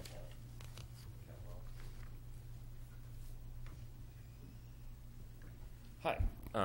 Sorry, just real briefly, although the applicants are here as well, but I don't think there's too many outstanding questions about their business model or anything like that. Obviously, I made the acquaintance of some of the principals and some of the consultants involved with the testing laboratory that's proposed for this site. Yes, there are additional testing labs in the Tri-County area. SC Labs over in Santa Cruz, maybe I shouldn't mention the competition, they've recently expanded and they're already at capacity. What you're seeing throughout the state of California, this has already been discussed at the statewide Cannabis Advisory Committee meeting that was held in Sacramento 2 weeks ago, is they already understand that there's a bottleneck. There's a bottleneck both in terms of distribution as well as in responsible testing laboratories that have the right protocols that can meet the International Standards Organization, ISO 17025 specifications that are required. This is a profoundly important part of the supply chain, that everything is hinged upon the testing laboratories being up and running by, roughly speaking, no later than the July 1st time period, where they're required to have all testing protocols for everything from heavy metals to pesticides to microbiological contaminants. And this is going to be a great value-added component of the industry, specifically here in Hollister, that could end up attracting business not only in the local area as well as throughout the Central Coast and arguably over from the Central Valley as well. So I think that this is a great addition. The only thing that I would point out is it's not always the most lucrative profit margin. It's still emerging. The testing requirements that are being imposed upon growers are going to be very expensive, and we'll see whether they can afford to pay over the long run some of the taxation measures that are being asked of them. I've noticed that other jurisdictions throughout the state are allowing testing laboratories to just simply exist with the ministerial across the counter business license. They see these as an issue of public health and public safety, and they see these as a net benefit and don't license them exactly as they do cannabis facilities. So if at the wish of the City Council they wish to amend the ordinance further in the future to promote more testing laboratories, that's an idea. But at the very least, these guys are great, and I wholeheartedly endorse them. Thank you. Thank you.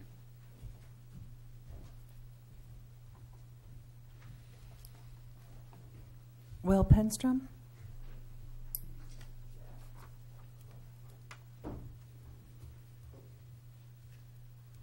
Council, I just wanted to endorse these guys as well. I've spent several hours with both of the founding members here, and they're very professional guys. I've dealt with many labs in my time in the industry already, and they're very high level. And I just want to say that it's really no brainer having a lab in Hollister. It's going to benefit every single business in the supply chain, and it's simply a necessity. And the farther we have to travel to get our testing done, the longer it's going to take for us to turn over profits and generate tax revenue for the city. So really, there's no question about it.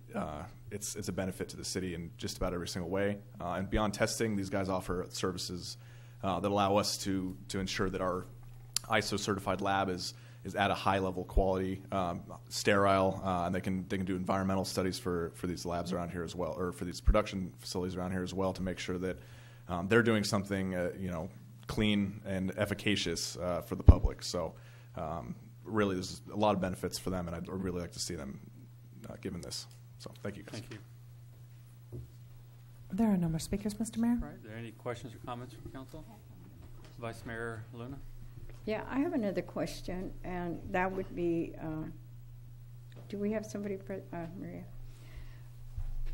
Now, is there a possibility that there will be training, educational opportunities and training for local people to possibly become employees of the laboratory? I would hope so. I know the state has, before issuing their license, they have to get accredited. I believe it's called the SO. I don't know if somebody can help me here, but I think we have it. Oh, right. Yeah, there are some opportunities. One of the problems I noticed, though, in the ordinance here is that it's 21 I'm sorry, sir, and what's your older. name? I'm sorry, Thomas Gromas. Apologize. High Sierra Analytics. And Art Ellenese, High Sierra. So one of the problems I've seen is that it's 21 and older are the only people that can be in these facilities and work in these facilities. And I do know that I believe the only higher education in the city is a city college, and it's a satellite from what I've known. So there wouldn't be that many people 21 and older or at a really high level of education to pull from the school. But I know there are a lot of intelligent, highly educated people here that are working in San Jose. I've heard it called like a brain drain here, people living here and going up to San Jose. So we would love to offer opportunities to people who live in the community and want to work in this community for some of those jobs that might not exist already in this area. So, yeah, there will be opportunities. Thank you. Councilmember Front? I just have a little comment that I just think this is the next logical step. I mean, rather than ship their product out of the county twice to get it tested and then also ship it out of the county for sale, I mean, it just seems like that's a lot of time on the road, a lot of time that the city doesn't need to waste, that can have a local test lab. I know when I first started this and I went to 2 or 3 outfits in San Jose, their biggest concern was they had to send everything to Berkeley, because at the time there was only one place, and that was in Berkeley, that was doing the testing. So I know there's one over in the valley, and I know there's one in Santa Cruz now. It just seems like the next logical step for us to do. Councilmember Gilliard? Thank you, Vice Mayor Luna. I just want to reaffirm local employment is super important to us. We've talked about that since the very beginning of our ordinance, and I try to reaffirm it with anybody who comes before us. I really like your advertised or your proposed wages, and I really hope you stick there, because those are definitely decent wages. And then finally, and this may be a question for staff and for both of you guys, we are making sure that all our testing facilities deal with smell, charcoal filters and everything, just like we would grow a manufacturer. So testing falls under the ordinance. Is that correct? You're nodding your head yes? Yes, correct. For the record? For the City record, Manager yes. Rivera is saying yes. All right, and you guys are prepared to deal with that? We have an odor plan in place, yeah. I noticed that. It looked very thorough. I just want to make sure that we stick with that, and thank you for reaching out and trying to employ some local folks. How many job positions do you foresee having here in the city? Yeah, in this next month, as we're ramping up, just us as we're trying to get things going. But as we're getting all the equipment in, we're starting to run tests. It's looking to be about anywhere from 4 to 8, depending on demand. Like a speaker already mentioned earlier, testing won't be required necessarily until 6 months into this year by the state. So we're kind of anticipating that. Although we have been approached already by people in town that would like to start testing now, get ahead of the curve, so that they're in compliance when those rules do come by. Thank you. Yeah. Thank you. All right. Is there a motion? So moved. The motion, is there a second? Second. Motion second, all in favor? Aye. Aye. Motion carries. Move to item F2.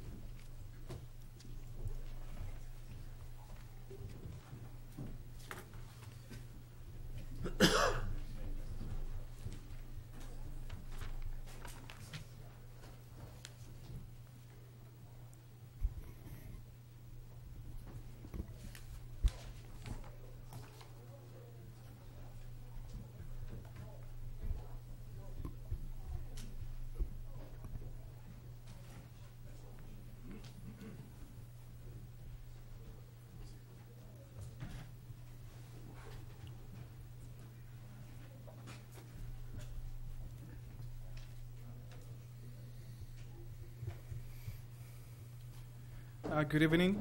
This next item is requesting initiation of general plan amendment to rezone a portion of a parcel. This parcel is roughly 17.33 acres from the North Gateway commercial to high density residential. As you guys could see on the map, the existing zoning for the parcel, which is L-shaped, is roughly 17.33 acres, from which 10.33 acres will be rezoned as high density residential, which allows for 12 to 35 dwelling units per net acre. Currently, the existing general plan designation for the parcel, which is within the city limits, as I mentioned before, is North Gateway Commercial. The applicant would like to start the initiation of general plan to be able to rezone it for high density residential, which will be consistent with the properties adjacent to the west, which are also designated by the general plan as high density. Those properties are currently out in the county, but if they were able to annex at some point, they will be annexed and pre-zoned as high density residential.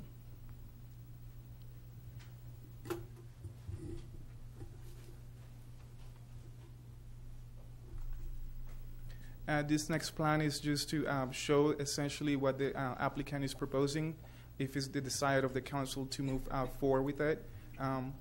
This property is west of Highway 25 and south of Wright Road. Essentially, they will be proposing some single family and some apartments as well. And then the portion that remains North Gateway Commercial will be developed in the future as commercial businesses as well. Are there any questions for staff? Questions or comments? I'll start it off. Several years back, there was a proposal for some housing near the area, and I pointed out back then that's leapfrog development, bad planning, and I think it leads to the problems we've had in the past. This is a bad idea, and I don't know why we are discussing other than for the courtesy of it, but I'm going to make my view very clear. This is how we get ourselves into problems. We should not be talking about development in an area where we have industrial, we're trying to bring jobs, trying to bring industry, and now we find another spot, like, hey, let's just pop in some more houses. Not a good idea. Councilor Magilio? Mr. Mayor, my comments on this is if we are going to make this type of amendment to the general plan, we have a general plan update coming within the next 18 months to 2 years. I would highly recommend that this go through that process unless there's some specific urgency from staff that we need to consider. If barring that, I would suggest that we consider holding this over for the general plan update. If that's the desire of the council, like I said, this is just the initiation of the general plan amendment, so there's other steps that we'll have to take. If you guys consider this, we might be able to bring it back to the council at a future date. Okay. Do we have, Councilor Clower? Just a couple general questions. What's the minimum density on high density? 12 units. Okay, so and a maximum of 35. So 12 is not really that high for high. That's why they, in their prospective plan, have single family, because 12 is not really that high. Okay, and then are there even utilities in the area that could support something like this at this point? So the parcel that is to the west or the east is actually the church that you guys see coming in from north bound. Essentially, there is utilities that will be provided for that property as well.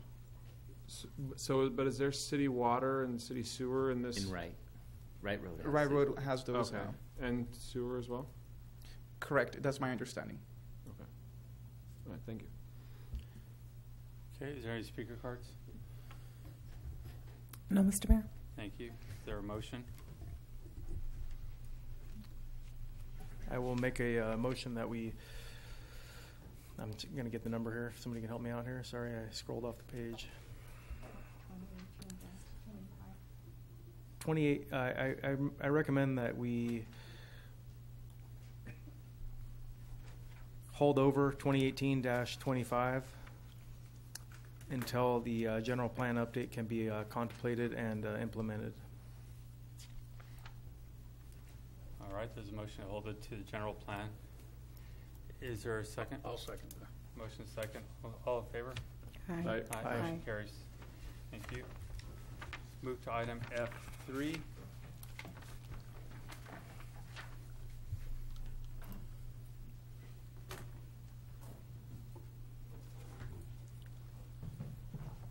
Good evening, Mr. Mayor and City Council. This item approves a summary vacation of a public utility easement for property bound by West McCrae Street, North East Park Street, and Pinnacles National Highway to accommodate the proposed Hollister Farms commercial development. Earlier this evening, we received an email from PG&E that is related to the utility easement, and they need to do a little bit further investigation. So staff would ask that this matter be continued to the first meeting in March so that we can flush out those issues. Okay, is there any questions from Council? Councilmember Clower?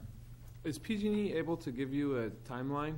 In my recent dealings with them, things don't happen very quickly, let alone even in the timeline they give you. So I guess it doesn't really matter if you have a timeline, but it'd be nice if you could set a meeting, because this is what happened last time, a couple hours before the meeting. Yeah. We talked with them this evening. It was my intention to maybe drive over to Salinas and meet with them face to face within the next couple of days to try to rush this thing along. Okay, and it's not necessarily for me about rushing anything. It's just that getting it right. Just making sure that we don't have this happen again, because we agendize it, people get ready. I'm surprised there's actually not anybody here to speak on it. They probably got the information from you that this wasn't going to happen. So. Yeah. All right. Okay, Councilmember Friend.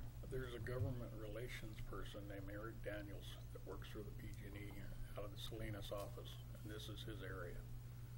And that would be the person that could spearhead this, get this discussion done. Thank you. Okay.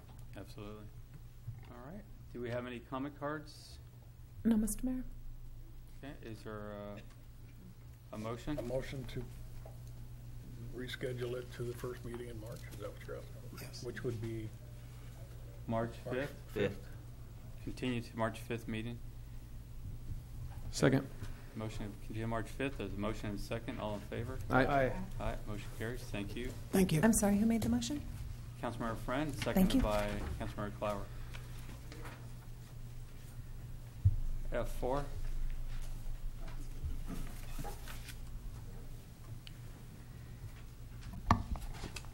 Thank you, Mr. Mayor, members of the City Council. This item would approve the formation of an advisory committee along with its bylaws for the City of Hollister General Plan update. The General Plan Advisory Committee, or GPAC, is a committee that would be established by the City Council to assist with the update of the city's general plan. It is anticipated that the committee would meet at least once per month. The committee would serve as an important component to the public participation aspect of the general plan update, and also as an advisory committee to the Planning Commission and the City Council as well, especially pertaining to goals and policies of the update of the general plan. Participation by members appointed by the City Council to this committee would only serve during the process of the update of the general plan. Essentially, upon City Council adoption of the city's update of the general plan, the role of the committee members will no longer continue. And that is anticipated to be approximately 24 months. The General Plan Advisory Committee should consist of 5 members appointed by the City Council as indicated in the attached bylaws. It is anticipated that 2 or requested that 2 members be from the Planning Commission of the City of Hollister, 2 members be selected amongst your City Council, and 1 member be selected from the public at large, a resident of the City of Hollister. City of Hollister Planning Commission, at its regular meeting of October 26, 2017, actually selected amongst themselves in the form of a consensus 2 planning commissioners to bring before you for ratification, because it is the council who would actually ratify and make this committee. And in the form of a consensus, they selected the chair of the Planning Commission, Gabriel Torres, and also Planning Commissioner David Huboy, who's also here this evening, to serve as part of the General Plan Advisory Committee. And if adoption of the resolution tonight would also ratify the appointment of these two commissioners to be part of the General Plan Advisory Committee. Staff is requesting tonight that the City Council also nominate and select amongst your council 2 City Council members to serve as part of this General Plan Advisory Committee, the GPAC, and also to direct staff to advertise a volunteer position for 1 member of the public to serve in this committee. So with this, staff recommends that the City Council adopt Resolution number 2018-27, a resolution of the City Council of the City of Hollister forming the Advisory Committee for the City of Hollister General Plan Update. Are there any questions for staff? Thank you very much. Is there any questions from council? Do we have any speaker cards? Mayor? No? I'd like to appoint or recommend Councilmember Friend and myself. I agree. Is council all right with that? Is there a motion? So moved. Before a motion, there's a motion. Second. Motion second. All in favor? Aye. Aye. Motion carries. Now, Thank you. the second part of your question was that also approves the planning commissioners that were appointed? It's in there. That's correct. Yeah, it's in there, and it allows to advertise for the volunteer. So we're going to advertise for a volunteer. Right. Mr. Mayor, may I ask a question, maybe staff or yourself? How do we select the citizen volunteer? Let's say we have 5 people. Do we have a little panel or process? Because I think this is a super important process for somebody uninvolved with the commission. You bring or back the those council. applications. That's correct. Interview process. That's correct. We met with the city clerk this afternoon, and we're going to get together hopefully by tomorrow to get the application ready and advertise for the position, for the volunteer position. We'll do a public notice for 2 weeks, and we'll create an application that we can. I'll email to you. Post it on social media and everything. Other than the paper that nobody reads, can we advertise on social media or something to get out there a little more broadly? Sure. That's easy. And then one last comment, Mr. Mayor. I want to thank Mr. Huboy for being on the committee, as well as Mr. Torres. I think you guys will both do a great job. Thank you. Thank you. We move to item F5 now. Yes, Mr. Mayor. This matter is the second reading of the proposed ordinance that will prohibit aggressive solicitation in the city of Hollister. Previously, on January 16th, the City Council unanimously approved the first reading. So at this time, my recommendation would be to read by title only, waive full reading, and adopt this ordinance number 1145. All right. Is there any questions from council? Do we have any speaker cards? No, Mr. Mayor? Okay, is there a motion? I do have a comment on this. You do have a comment. I'm sorry, I didn't see that. It's just a story. Okay. I mean, I didn't know how I felt about this until tonight. I went to Taco Bell. I got 2 tacos. One of them was sitting in front of me while I was eating the other one, and somebody came right through there, grabbed that taco, and took off. And I chased him to the railroad tracks. He tripped, and when he rolled over, he had smashed the taco. And he just told me he was homeless and he was hungry. So I gave him $1 to go get 2 more, and I walked off. But that's the situation that we're looking at. This guy didn't say a word. He just ran by and took my taco. If I hadn't been so old, I probably would have caught him sooner. But he stopped to take a bite, and I got him. That's illegal without this ordinance, though, right? Stealing tacos? Yeah, stealing tacos is already illegal. Separately, that's a separate crime. Good. That'd be grand theft taco. But I've been in there before when people just walk in asking for money. You know, Okay. that's what I expected him to do. Was ask me for some money. All right, we have a motion. Is there a second? Second. Motion and a second. All in favor? Aye. Aye. Motion carries. Move to item F6. Thank you, Mr. Mayor and members of the City Council. Good evening again. At the January 16, 2018 City Council meeting, the Council introduced ordinance number 1146. And this is an ordinance of the City of Hollister to amend Title 17 of the Hollister Municipal Code to implement standards pertaining to on-site notification of proposed projects in the city of Hollister, and also allowing with an administrative permit review the minor vehicle repair land use facilities and drive-throughs within the downtown mixed-use DMU zoning district, except within the area that's designated downtown historic. Staff was directed to make one change to the draft ordinance, and that was to actually include language in Spanish for on-site notifications of signage. The original proposal that came before you, the original ordinance, it just had an excerpt at the bottom indicating for more information in Spanish. Please contact the City of Hollister Development Services, and it would provide a name and number. However, your council made it clear that the ordinance should change to actually have all the information in both English and Spanish, and so that change has been made on the ordinance that you have before you. So the other direction that was given to staff was to to schedule a second reading for the ordinance for today, February 5th, 2018. No other changes have been made to the proposed ordinance. Staff recommend read by title only, waive full reading, and adopt ordinance 1146. Are there any questions for staff? Any questions? Do we have any speaker cards? Okay. Is there a motion? So moved. Motion, is there a second? Second. Motion second. All in favor? Aye. Aye. Motion carries. Thank you. We'll move to item F7.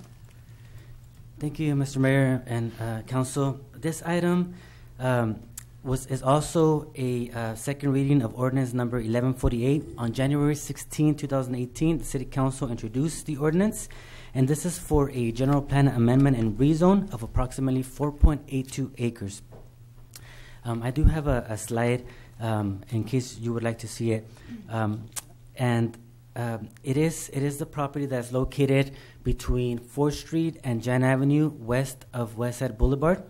The property is actually approximately, yes, thank you so much, Christina, I appreciate it. The property is actually approximately 8.07 acres, and currently it consists of two separate parcels. It's about 3.25 acres in the front, and that's designated West Gateway, which allows for 20 to 35 dwelling units per acre. The 4.25 acres in the rear towards Jan Avenue, that's what's actually being considered for the general plan amendment. And I'll put the slide up here. It's 4.82 acres, and that's actually along Jan Avenue, west of West Side Boulevard, south of 4th Street. And the reason why the general plan amendment for the 4.82 acres is because the applicant's proposing 40 single-family lots, smaller lots on the rear portion of that site. And so, therefore, the general plan amendment would be specifically for that 4.82 acres. The 3.25 acres in the front would remain West Gateway with a density of 20 to 35 dwelling units per acre, where they're proposing 37 townhomes. Staff was directed to schedule a second reading of the ordinance for today, February 5th, 2018. There have been no changes to the proposed ordinance, so therefore staff recommends read by title only, waive full reading, and adopt ordinance number 1148. Are there any questions for staff? Any questions? All right. Do we have any speaker cards? No, Mr. Mayor. All right. Is there a motion? I'll move that we adopt ordinance 1148. There's a motion and a second. All in favor? Aye. Aye. Motion carries. We'll move to item F. Thank F8.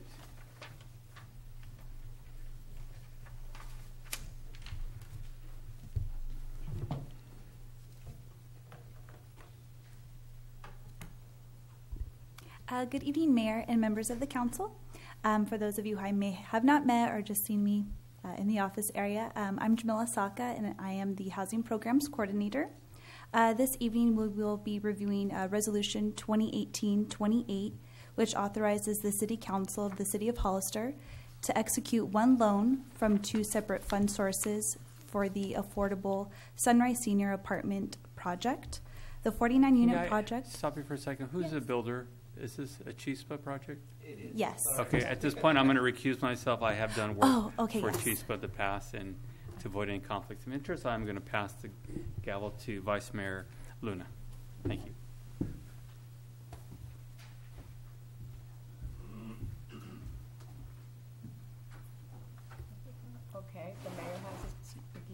yourself. Thank you. So the 49-unit project is located on 580 Westside Boulevard. One of the units is for an on-site management area, and the other 48 units are affordable rentals, and all rental units are assisted through Section 8 vouchers. The first loan is in the amount of $1 million from the Low Moderate Income Housing Asset Fund. This loan is for 55 years at 3% deferred interest. The second loan is in the amount of $500,000 from the Silver Oaks project in lieu fee. The staff report indicates the second loan is for 55 years at 0%. Since the submittal of the staff report, CHISPA has recently requested the $500,000 Silver Oak in lieu fee to be a 55-year loan at 3% instead of what was previously written at 0%. Lastly, in related to, let me backtrack. Lastly, as part of the Sunrise Senior project, I'm also seeking direction for next meeting. We are seeking to plan and present changes related to the lease agreement for the Sunrise Senior Apartment project. Currently, there's a lease agreement between Community Services Development Corporation and the City of Hollister regarding the 0.21 acre piece of land that is currently leased to Community Services Development Corporation for the sole purpose of constructing and maintaining a parking lot for the residential use of the project. At this time, CHISPA is seeking an amendment to the lease agreement to be part of that lease agreement instead. So we will be presenting that. So if there's any questions related to that, please give me any direction. And if there's any correction or direction related to the current resolution, please let me know as well. Okay, let's bring it to council level. Yes, Councilmember Friend. Exactly where on West Side Boulevard? Is this on West Side and 4th Street? Yes, it's on West Side. I think previously it was like called the Line Street Apartments and things like that, but the Line Street access is going to be only for emergency use. So the address is actually going to be 580 West Side Boulevard. It's right adjacent. The property is right adjacent to Jan Street. Yeah, if you drove on Jan, across the street. The way. Oh, now I understand. Okay. Okay, any other Because comments? I thought that project was a Line Street project. That's what it was previously called. Okay. Councilmember Clower. So why does the CSDC want to come off of the lease? Or I probably should have said that. Well, we just always kind of do stuff, and then we never really know why. And yeah. With the county, I like to know why sometimes. Part of it is for financial reasons. CHISPA has decided not to financially work with CDSDC any longer. So they're thinking, and our thought process as well, is that since CHISPA is going to be the leader of the project, that they are seeking to amend the lease agreement so that their name is written on the lease agreement. So who owns the lot? Currently CSDC, or Community Services CHISPA Development. going to buy the lot from CSDC and then lease our portion of it from us? Yes, so we have a small portion of the land, or the city owns a small portion of the land that is really just going to be where the parking is, and that's where the agreement is going to come between CHISPA and the city. Thank you. Mm-hmm. Can you explain a little bit about the 3% deferred interest? How long is that deferred for? I may have missed it. Oh, I apologize. I didn't say. It's for 55 years. Deferred for 55 years? Yes. Okay. And then the second one is 0 interest for 55 years? Yes, but since the staff report was submitted in communication with CHISPA, they have decided to make it the same percentage, so both are at 3%. So theoretically, after 55 years, the city will start earning interest on that, or where does that interest go? Yes, so the interest for it will go back to the funding. Back to the low-income housing fund? Yes, so, yes, exactly. So you're building a bank account. Thank you. Councilmember Friend? Just another clarification. We were talking about the property on the other side of West Side earlier at Jan Avenue. And when we talked about it the first time, we talked about the improvements to West Side Boulevard. And it seems to me like right where this property is that section of West Side that didn't get approved, or didn't get improved. Is that going to happen with these apartments? No. I see nodding heads back there. I just wanted to. Well, yeah, just the frontage. Yeah, the frontage of West Side Boulevard gets improved with the project, but you still have two properties. Two properties. Yeah, the two properties that are jogged out. Yeah. Yes, Councilmember Clower? So when we say deferred interest, we're saying that the total amount of interest will be deferred until the 55 years is over, at which point it will be repaid. Correct. Hypothetically. But in reality, it's usually we give another loan, right? That's what we did on the other ones. Yes, and it's mostly for proof to show to their bank who is supporting their project that they have an agreement with the city. Okay, so then I'm going to be pretty old at this point, but in 55 years, hopefully I'll still be pretty around. old? You'll be okay, whatever. 85, you. Dude. 85. That's going to be a sprightly young fellow at that You're point. You're going to be chasing people with tacos. Tacos. That's not that old. So in 55 years, I ran the interest. It's about $825,000, something like that, plus on 500, plus the original 500. So then we would be giving them a loan at that point for 1.3. Because last time we did this, it was just we kind of just made up some stuff and said, "Keep going. We'll right. give you the money." So here's how this works. Essentially, sorry. Please. Okay. So when you have a restricted units for a period of 55 years, that's essentially what the city is buying. Okay, and the developer is promising to make sure that people that are living in those units are meeting the median income goals or whatever whatever the rental restrictions are. At the term of 55 years, the owner of the property, in this particular case, likely to be Chispa, could do one of two things. They can sell the property to an investor, and it would go. Everything goes to basically market rate, and then we call for a demand on our principal and interest. Or in 55 years, what will likely happen is that Chispa will still be the owner of it, and they'll want to continue their goal of providing affordable housing, and you will basically reloan that original principal and interest for another 55 year of affordability. Does that make sense? Yep. Okay. Thank you. Okay. Do we have any speaker cards? No, Madam Vice Mayor. Okay. So we need to move ahead and adopt resolution 2018-28. So moved. All right. We have a motion. Is there a second? Second. All right. All those in favor signify by saying aye. Aye. Aye. Opposed? Motion carries. So your direction? Yes. Okay, so what do you want to be directed Carson to do? seconded. If you at this time have any future questions or ideas, we can later speak. We're currently speaking with one of their lawyer representatives at this time regarding the terms of the lease amendment. But if you have any questions or concerns with a portion of city property being leased for that parking area and for it to basically be leased to Chispa as well. Right now, it's on the ordinance. It shows CSDC. So how long is that lease right now? Is it 55 years? Correct. The lease is 55 years. So what would happen is Chispa would actually step into the shoes of CSDC. So the lease would be assigned to Chispa, and then there would have to be an amendment to the lease because when Chispa steps into it, a year's already passed. So it's got to be for a minimum of 55 years in order for it to work for Chispa. So we would have to amend the term of the lease so that it's at least 55 years. Okay.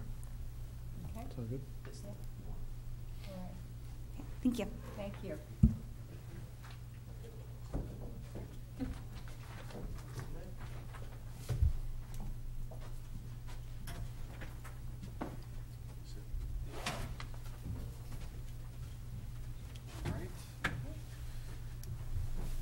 G1, reports from city council members. Councilmember Clower. Yes, the committee that I had a meeting for was the Intergovernmental Committee, and they gave a couple of different updates on the TEL Center. The main update was on the Nashville bypass, that it's at about 90% engineering design, so they're hoping that it'll go out for bid sometime in May. And then another item of note was that the meeting schedule was changed from monthly to bi-monthly. So February was our first meeting. We'll skip one. We'll have one. We'll skip one. We'll have one. Okay. Is that it? Councilmember Friend? The one meeting that I was going to go to was canceled. And it was canceled because the JPA is being redone. So they're going further into the JPA before the study, the fire study. And I did not make it to the LAFCO meeting. So that's my report. To the intergovernmental, you mean? Intergovernmental for LAFCO. My replacement? Yeah. Thank you. Vice Mayor Luna? On January the 18th, I attended the Area Agency on Aging at the Wattsville City Hall. And there's going to be a couple of action items coming up at our next meeting that I will bring back to the city council. That's the only one I attended. Excellent. Thank you. Councilmember Gilio? I would defer to you for COG, Mr. Mayor. COG meeting, we had a special meeting on Saturday asking the community to come out, get involved in helping us shape our path on Highway 25 and some of the other road network issues we've been working on, including the repair of our roads. We had a good turnout. I had some ideas, and we're going to bring those back to the next COG meeting, choose our consultant so we can move forward to the next step and define what we're trying to accomplish and hopefully get Highway 25 widened to a 4-lane road in our lifetime.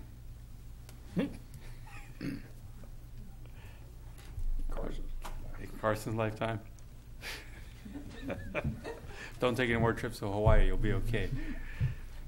All right, we're going to move to the reports from council members. Informational reports. Councilmember Clower?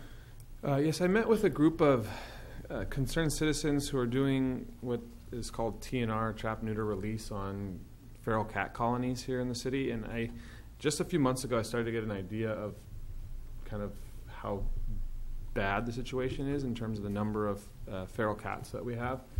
And there's about 25, 30 people who are doing this already on their own dime. And I met with them. I've talked with the police department in the past about trying to get a low-cost spay and neuter program started, and I know that that's being worked on already at this point. And I just kind of want to bring it to everybody's attention that we know from reviewing the civil grand jury report that a lot of cats are put down. It's something like 1,400 a year. And in the last 3 years, this group's done 600 trap neuter releases. And you have 1,400 that are still being put down a year. So I think we have a really big problem. I think in the near term, we could hopefully look at the fiscal year budget coming up and trying to set aside some funds to at least start that process of getting some of those animals neutered and spayed as opposed to just putting them down, at least the ones that aren't going to be a danger to anybody. And then eventually, hopefully, set up some sort of program within the city that we can actually offer low-cost spay and neuter. So I've been chatting with that group. I know that they're going to be out in the next few months to come talk to us about it, and I think it would be good for us just to kind of be aware, be ready, and hopefully be able to make an appropriation in next year's budget. Thank you. Thank you. Councilmember Friend? The other night, I think it was, what is today, Monday? Last Tuesday night, we had a meeting with the Dunn Park and the Arts Commission and the residents, everybody within 300 feet of Dunn Park. We had probably, I say 60 members there, maybe 45 members. Mary was there with me. And this was just to get ideas on the grant money that the Arts Commission has to put in some art projects in Dunn Park. So there was a lot of discussion about the obvious issues at Dunn Park, and then we cut those off kind of short, knowing we all knew what the issues were. What can we do to improve it? The Arts Council already has a grant available, and they're just looking for ways to use that money to beautify the park with arts. So they're going to come back and have that meeting again next month, and they'll take all the suggestions and all the issues and try and kind of come up with the 3 or 4 best answers and the low-hanging fruit and take care of those.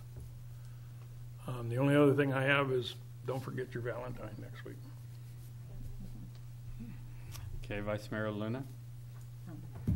Yes, I wanted to report that I also met on January 29th with several constituents, with about 12 people, and they actually brought up the traffic, the fast traffic on the street, especially Westside Boulevard.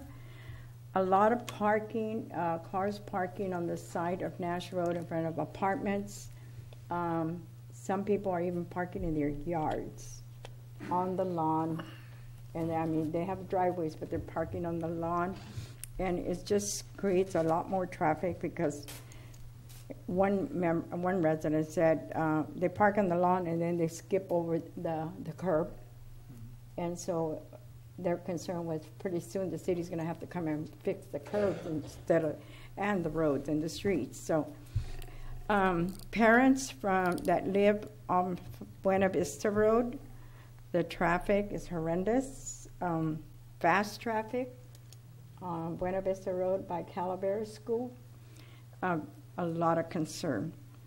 Also, I know I had brought up that I wanted to take a tour of the housing developments on the west side, and that was brought up. There's quite a few people, I think, that would like to go on that and just to see. And I would like to invite the city staff because I think it's important that we give out information to the people that will go on that. So most of it was a lot of traffic, fast traffic, and then another thing is I will be meeting with my District 2 commissioners, representatives of recreation, planning, and the airport. So that's my report. Thank you. Commissioner Giglio. Thank you, Mr. Mayor. Commissioner, that was just funny because you're LAFCO. Or we're thinking we're on COG. You said Commissioner Giglio, but did I say Commissioner or council member? That's okay. It doesn't matter. I just thought it was funny. You know, like the tacos, the whole thing. It's been kind of a funny night. So each hour gets worse for me. You looked at me like I didn't say that. 7 o'clock, I start losing it. Yeah, he might be slightly intoxicated. Yeah, so I have attended a bunch of events in the last 4 or 5 weeks, so I'll just go through the list pretty quickly. The HTA quarterly event, the mayor and I also attended a meeting to talk about the dog park and upgrades at the dog park. I think that's coming along great. I'll defer to you on that to give you an update. Go ahead. Essentially, the folks from Hollister Dog Owners Group, Mr. Chambliss from the city of Hollister, the mayor and I, actually Supervisor Medina, I see in the crowd, he was there as well, and several members of the public, even some Girl Scouts that want to lend a hand and help out were there, and kind of came up with a map and a plan. Essentially, what you're looking at is about 3/4 or so or half turf, the rest some other material yet to be defined so that the dogs can have a couple of different sensory areas, and then a trail around the outside. Small dog park, outside moving the playground away from the roadway. And am I forgetting anything, Mr. Mayor, on that? Yeah, that's kind of where we're at. And then the next, I think, thought is to meet out at the dog park for kind of another informational meeting to kind of finalize things and then bring back a recommendation to council. Right. Is that right? That's right. Great. And then I attended a EMS update meeting. There were city and county staff there to talk about ambulance response times. There's been a lot of comments on Facebook and social media about issues and problems with perceived issues and problems with ambulance response, and it was great to hear EMS staff and the fire department talk about the actual numbers and response times and what's happening out there. And I think people walked away with a greater understanding of what the services we supply to our citizens, and they felt more comfortable with the protection that's out there. So I think that was a really good informational meeting. Is there any way you could, I know Mark and you have been working on that, but we can get that information out to the public?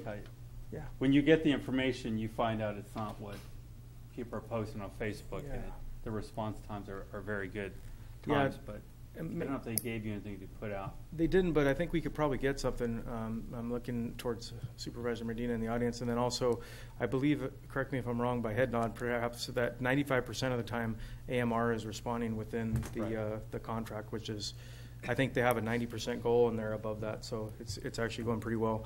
And then real quickly, I attended the Airport Advisory Commission meeting, the Parks and Rec Commission meeting, and the Planning Commission. And what I want to say about those, all of those, we have some great volunteers that, you know, give their time, and they're hardly ever recognized. So I wanted to say thank you to all the commissioners that are out there. I know giving up your time and your evenings is tough for you and your family, so thank you for committing to the city of Hollister.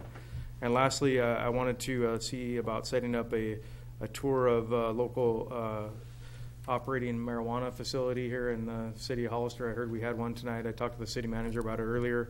I know we can't all go together because of the Brown Act thing, but I'll put it out there if somebody wanted to go, and then we could maybe get a tour and see what's happening out there.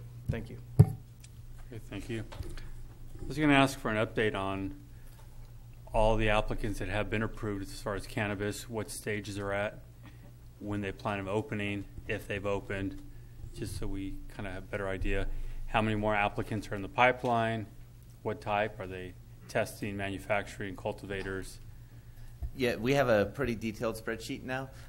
It may actually even be online, but if not, I'll make sure that you have it. So it has everybody's name, where their location is, and where they are actually in the process. So I think that would be helpful to us and to the public. Absolutely. There's this perception of nothing's happening. We're like, no, something's happening here already. Yeah.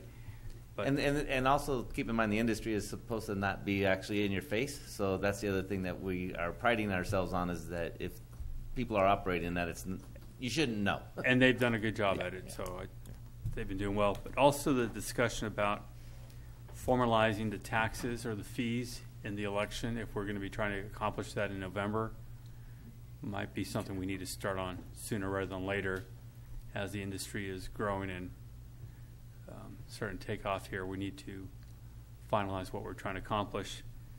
And also updates on our roads. We talked about the last meeting, that if we can get a report to the council members, our monthly progress for the roads that we approved from this year's budget, what stage you're in. If we can do that so we're updated monthly on that, because it's number one thing I'm hearing. I'm sure all of us here, it's the roads, speeding, roads, cars parking illegally, motorhomes, on and on. So before we move on, I had another meeting I wanted to talk about. okay, well, go ahead and I just remembered that today I had a meeting with some of the staff out at the airport, and in case the council doesn't know it, the airport commission and the people that are out there at the airport, Mike Chambliss, have designed and built a memorial to World War II trained Navy pilots and bombardiers that were trained at our airport. And it's pretty impressive memorial, and we're going to have the dedication on Armed Forces Day, which is May 19th, I believe. And there'll be more information coming out on that, but it's really, if you get a chance when you go out to the dog park, get a chance, go over and take a look at that. It's really dedicated to one squadron that was predominantly trained out there, and they all went on board the all went on the USS Intrepid, and they were a big part of the battle for Coral Sea and Iwo Jima. So it's really an interesting story, and that group was predominantly the group that was trained out there at the air. So we're going to have a big ceremony. We're going to have pictures of that group and name names. Oh, great. Everything. So it'll be pretty impressive. Pretty awesome. Okay. City Manager. Thank you. I can address some of the comments that were made a few moments ago. With regards to sort of the speeding and people traveling too fast on our roads, our next meeting, which is going to be Tuesday, February 20th, because of the holiday, you will be reviewing the speed survey that was just recently completed. So you'll be able to see those roads that are kind of going up and down. We had as far as the cannabis and sort of the industry, we do have a couple of businesses that are up and operating. We have several more that are within probably a month or so away from operations. So again, that's moving along, probably not as quickly as we had thought. But one of the things I can say that's pretty interesting or cool about the whole process is that I have seen the video cameras that are installed in the facilities, and how the police department has access 100% of the time to all those cameras. So it's a pretty neat system. And if we'd like to, when we go out on these cannabis tours, if you'd like, we can stop by the police department so you can see their monitoring station, so to speak. With regards to roads and the construction, I think I just looked over at Mr. Swanson. Probably the first meeting in March, you will have the plans and specs from Kelly Engineering for, if you recall, all the roads that you have. We have a list of using the SB1 monies. So we'll be able to go out to bid very soon, and we can start those projects as well. So you'll get those done hopefully by the end of the fiscal year, which I think is the goal. Speaking of fiscal year, Brett has provided everybody we're going into budget season right now, so we'll start working on that. We'll get you the dates of when we're going to start doing having the meetings for the 18-19 budget year. I went to oh goody. Yeah, it'll be fine. Went to the Chamber of Commerce's 97th anniversary or special dinner. I want to congratulate Frankie Gallagher and Jim Hart. They were Man and Woman of the Year. I believe Fisher's Restaurant was the new business owner of the year. I think that's how that worked. And I forget the ice cream shop in Margot's in San Juan Bautista. So congratulations to all of those folks. With that, before we go to Soren, if I can ask Brett he has some good news for you as well. I got that letter. Well, good. Congratulations. Spoiled it. Well, I want to thank the mayor and the council, the department heads, and especially my staff for all their help and us receiving our last year's budget award from the Government Finance Officers Association of the United States and Canada. So that was our second year in a row. And I want to once again thank you. And as Billy, the city manager said, we'll be kicking off our budget season here real soon. So thank you again. Perfect. Thank you. Forward to it. One more thing as it relates to Mr. Friend's report on the airport. Mr. Panetta was out visiting today. I understand that some meetings went very well with some of the local businesses out there. And then I will also say that Mr. Chambliss went to the FAA last week. Was it last week? Last week. And we basically now have secured about $5.5 million more of FAA money for some new taxiways, taxiway Y, which is going to be critical to the development on the south side of the airport, as well as some other improvements. So we're tapping into that money. We're doing very well out there, and so that diamond in the rough is maybe getting a little bit shinier. I don't know. That concludes my report. City Attorney. Nothing to report, Mr. Mayor. Thank you. Okay. Captain? Mr. Mayor, earlier today I attended the Community Corrections Partnership meeting, and there wasn't anything significant, but we did agree to continue the funding. As you know, we received the funding for one AB 109 officer from this committee, and they voted to continue that for the foreseeable future. Good. That's all. Excellent. City Clerk? I have nothing to report. Thank you. We'll move on to item G3. Good evening, council members. I'm providing a report on the last Pinnacle Gateway Partner meeting. It was held January 18th at the west entrance to the National Park. At the meeting, there was an update from the superintendent, which is routine for all the meetings. She said that their busy season has usually been more from February through May, but it's already getting busy on the weekends. It's just, I think that status as a national park that's more of a 5-star as opposed to being a monument. Mm-hmm. They're also going to be this year starting plans for a new entrance to the east side with a new entry gate.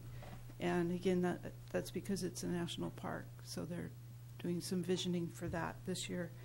She wanted to remind everybody that it is federal property, so although marijuana is legal in the state of California, medicinal and recreational use is not permitted at the park.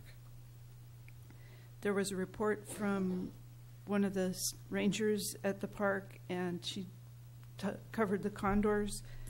She said February and January are the best times to go see a condor if you know somebody who's interested. Right now there's about 90 birds in the Pinnacles and Big Sur area combined, and they had from one of the nests within the park, the baby girl was hatched this year, and she's doing well. And the park manages about half of the birds. There was a report also from Veronica Johnson. She's the volunteer coordinator. I think I've emailed, but she wanted to let people know that they have a junior ranger program. This is open for interns between ages 8 and 35. It's a 12-week program. There's opportunity also for paid trails intern, and there has been advertisement out for that. And some of these things time out, but it seems that throughout the year there's always opportunities coming up, and they're really trying to provide these internships and out to their gateway communities, give these job skill opportunities. And they also have a monthly drop-in program for youth and community members.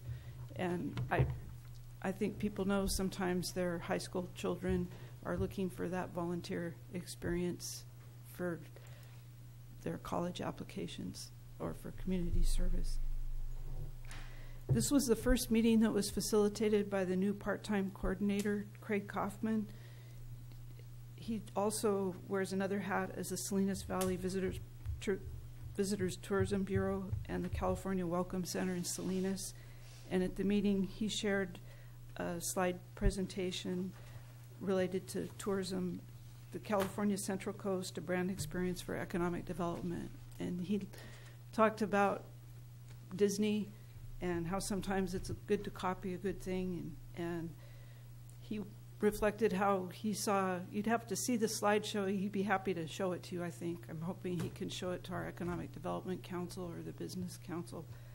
But with Disneyland, there's the happiest place on earth. And he mentioned how in Disneyland they have the Main Street. It's one of the most popular places for selfies. Well, we have a California Main Street city. So he was just bringing that home to us a little bit, letting us understand what we have that is special where we are. And he also touched on when they expanded in Anaheim, the California Adventure, we have a lot of those adventure opportunities right here. There was general discussion, and the partnership is working on getting a list of hidden gems and trying to get this into a map of special places. And I think each gateway community is probably going to be coming up with 5 of their gems that would be put into a map or a pamphlet, publication like that. Lastly, San Diego County signed the resolution of support for the Pinnacle Gateway Partners. Now all the communities have signed it. We're working on Gonzales, but we're excited about this because I think this is something we can take when we look for a grant to say, here's an example of partnership, collaboration, and we're all working together for the economic development and to help the park. Thank you for the update. And finally, the next meeting will be at what was the Pietrasanta Winery, Eden Rift. It'll be on March 15th at 10 a.m. Anyone's welcome to come. Thank you. Okay. We'll move to item G5. Thank you, Mr. Mayor. If you'll recall, the council directed staff to release requests for proposals and qualifications for city attorney services. The proposals have been received by the city. I believe Ms. Perales has forwarded those to you via email or electronically. What staff is asking for tonight is for the council to staff is recommending. There's 2 ways I would say that you can proceed with the selection of a city attorney. Those services my recommendation at this point is that the council select 2 individuals to serve on a selection committee. I will work directly with the selection committee to schedule interviews, etc., of the firms that the committee feels is the most qualified to perform those services. Once the interviews have taken place, that selection committee could make a recommendation to the entire council for adoption of a professional services contract or a longer-term relationship. The other alternative would be, of course, all 5 of you conduct interviews. It makes it a little bit more complicated because of the length of time going into this, and that would likely be hard to do in the evening or on a Saturday. That's essentially why I would say it's probably best to have 2, and you can do it at much more convenient for both the attorneys and yourselves. Okay, I was part of that committee, and you're right, it took a long time to get through all the different companies. So I would like to appoint Vice Mayor Luna, if she'd be willing to, and myself to that committee. There's a consensus. The council? Okay. Thank you. I appreciate that. All right, H, I, J, and K. Move for adjournment. Business. Mr. Mayor, before we adjourn, I don't know how many of you will remember Rick Salas, Public Works Director for the City of Hollister, passed away. And I really feel that I would like to adjourn in his memory. We also had Tony Reese. Yeah, go ahead. Go ahead. Tony Reese, instructor at Gavilan College, passed away Saturday morning. So, in memory of both of them, I'd like to adjourn. All right, there's a motion. And So amended motion. Amended motion. Is there a second? Second. Motion second. All in favor? Aye. Aye. Motion carries. Thank you, everyone. You did it before 10 o'clock. Okay, see?